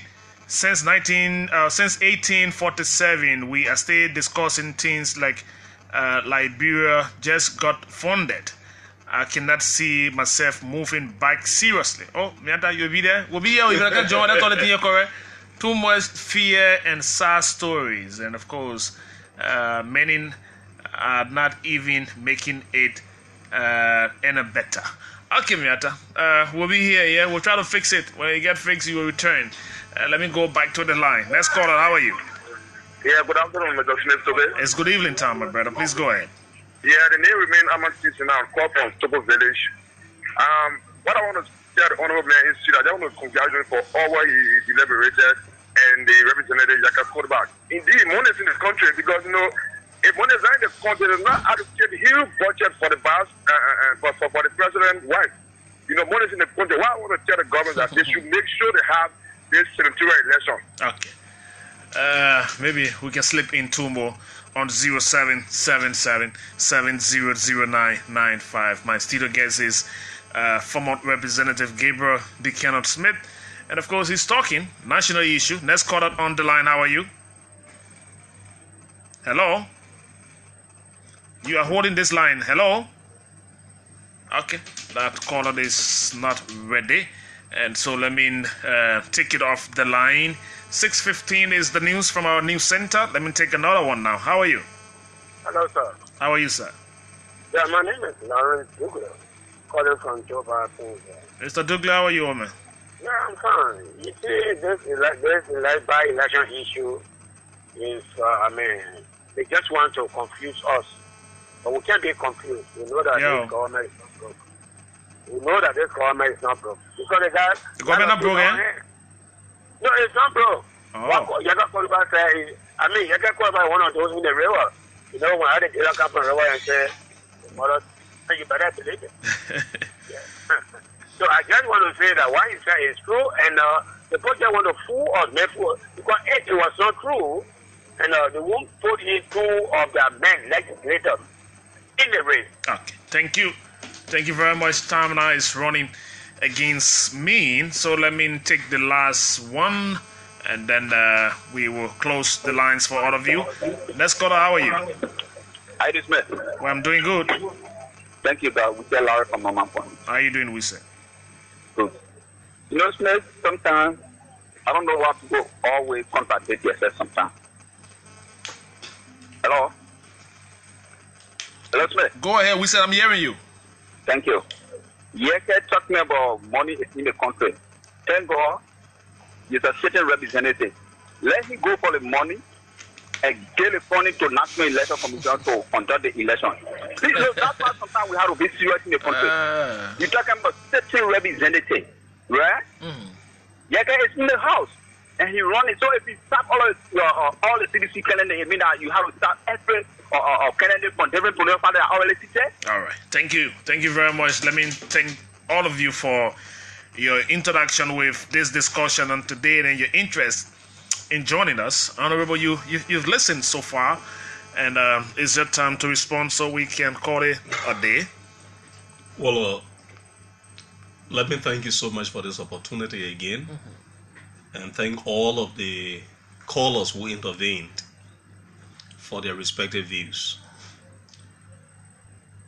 I want to state here very clearly that what we are doing, we will continue to do until we all come to the full realization that this nation must be governed under the rule of law to ensure that we all remain on a clear path with a clearly defined roadmap as to how we are proceeding as a people.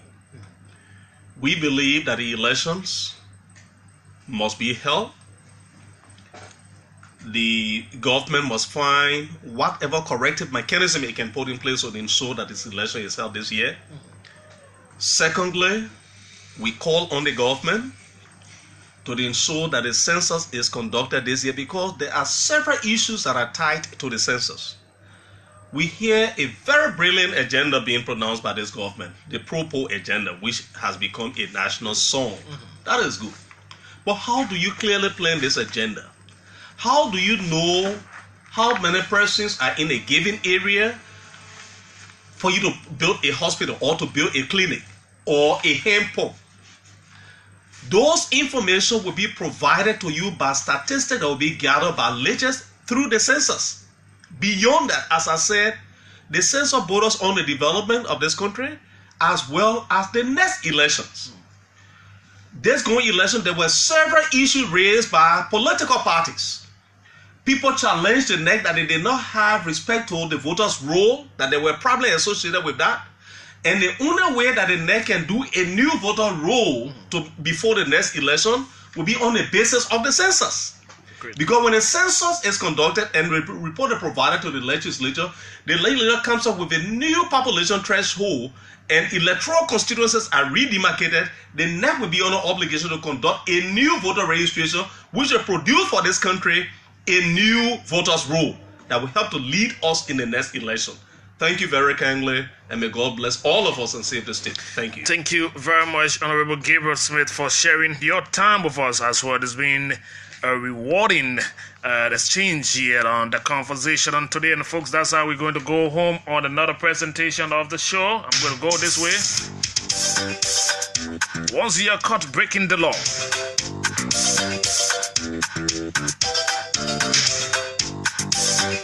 so lawbreakers, lawmakers, who's breaking the law here? Caught breaking the law. Is the song taking me home on another drive today? Let me hope we enjoy this stay together. Let me say thanks a million to all of you for viewing us on the social media. I can also say thanks a million to Dr. Frederick Nocker, who spent some time with us today. And a big thank you to Honorable Gabriel Buchanan Smith for his time as well. Thanks for your listening, Road, and for viewing us on the social media today on Facebook. Tomorrow, let's hope and pray God will give us the life to be back here. Tomorrow, 4 o'clock, I'm here at 3, right? 4 o'clock tomorrow. First guest on the show will be Mr. Henry Costa. You'll be taking questions. You'll not be talking. I'll be asking you the question. I promise to be a wonderful introduction. My name is Smith Toby. God bless you tomorrow. If you're caught breaking the law, you know what happened. God bless you.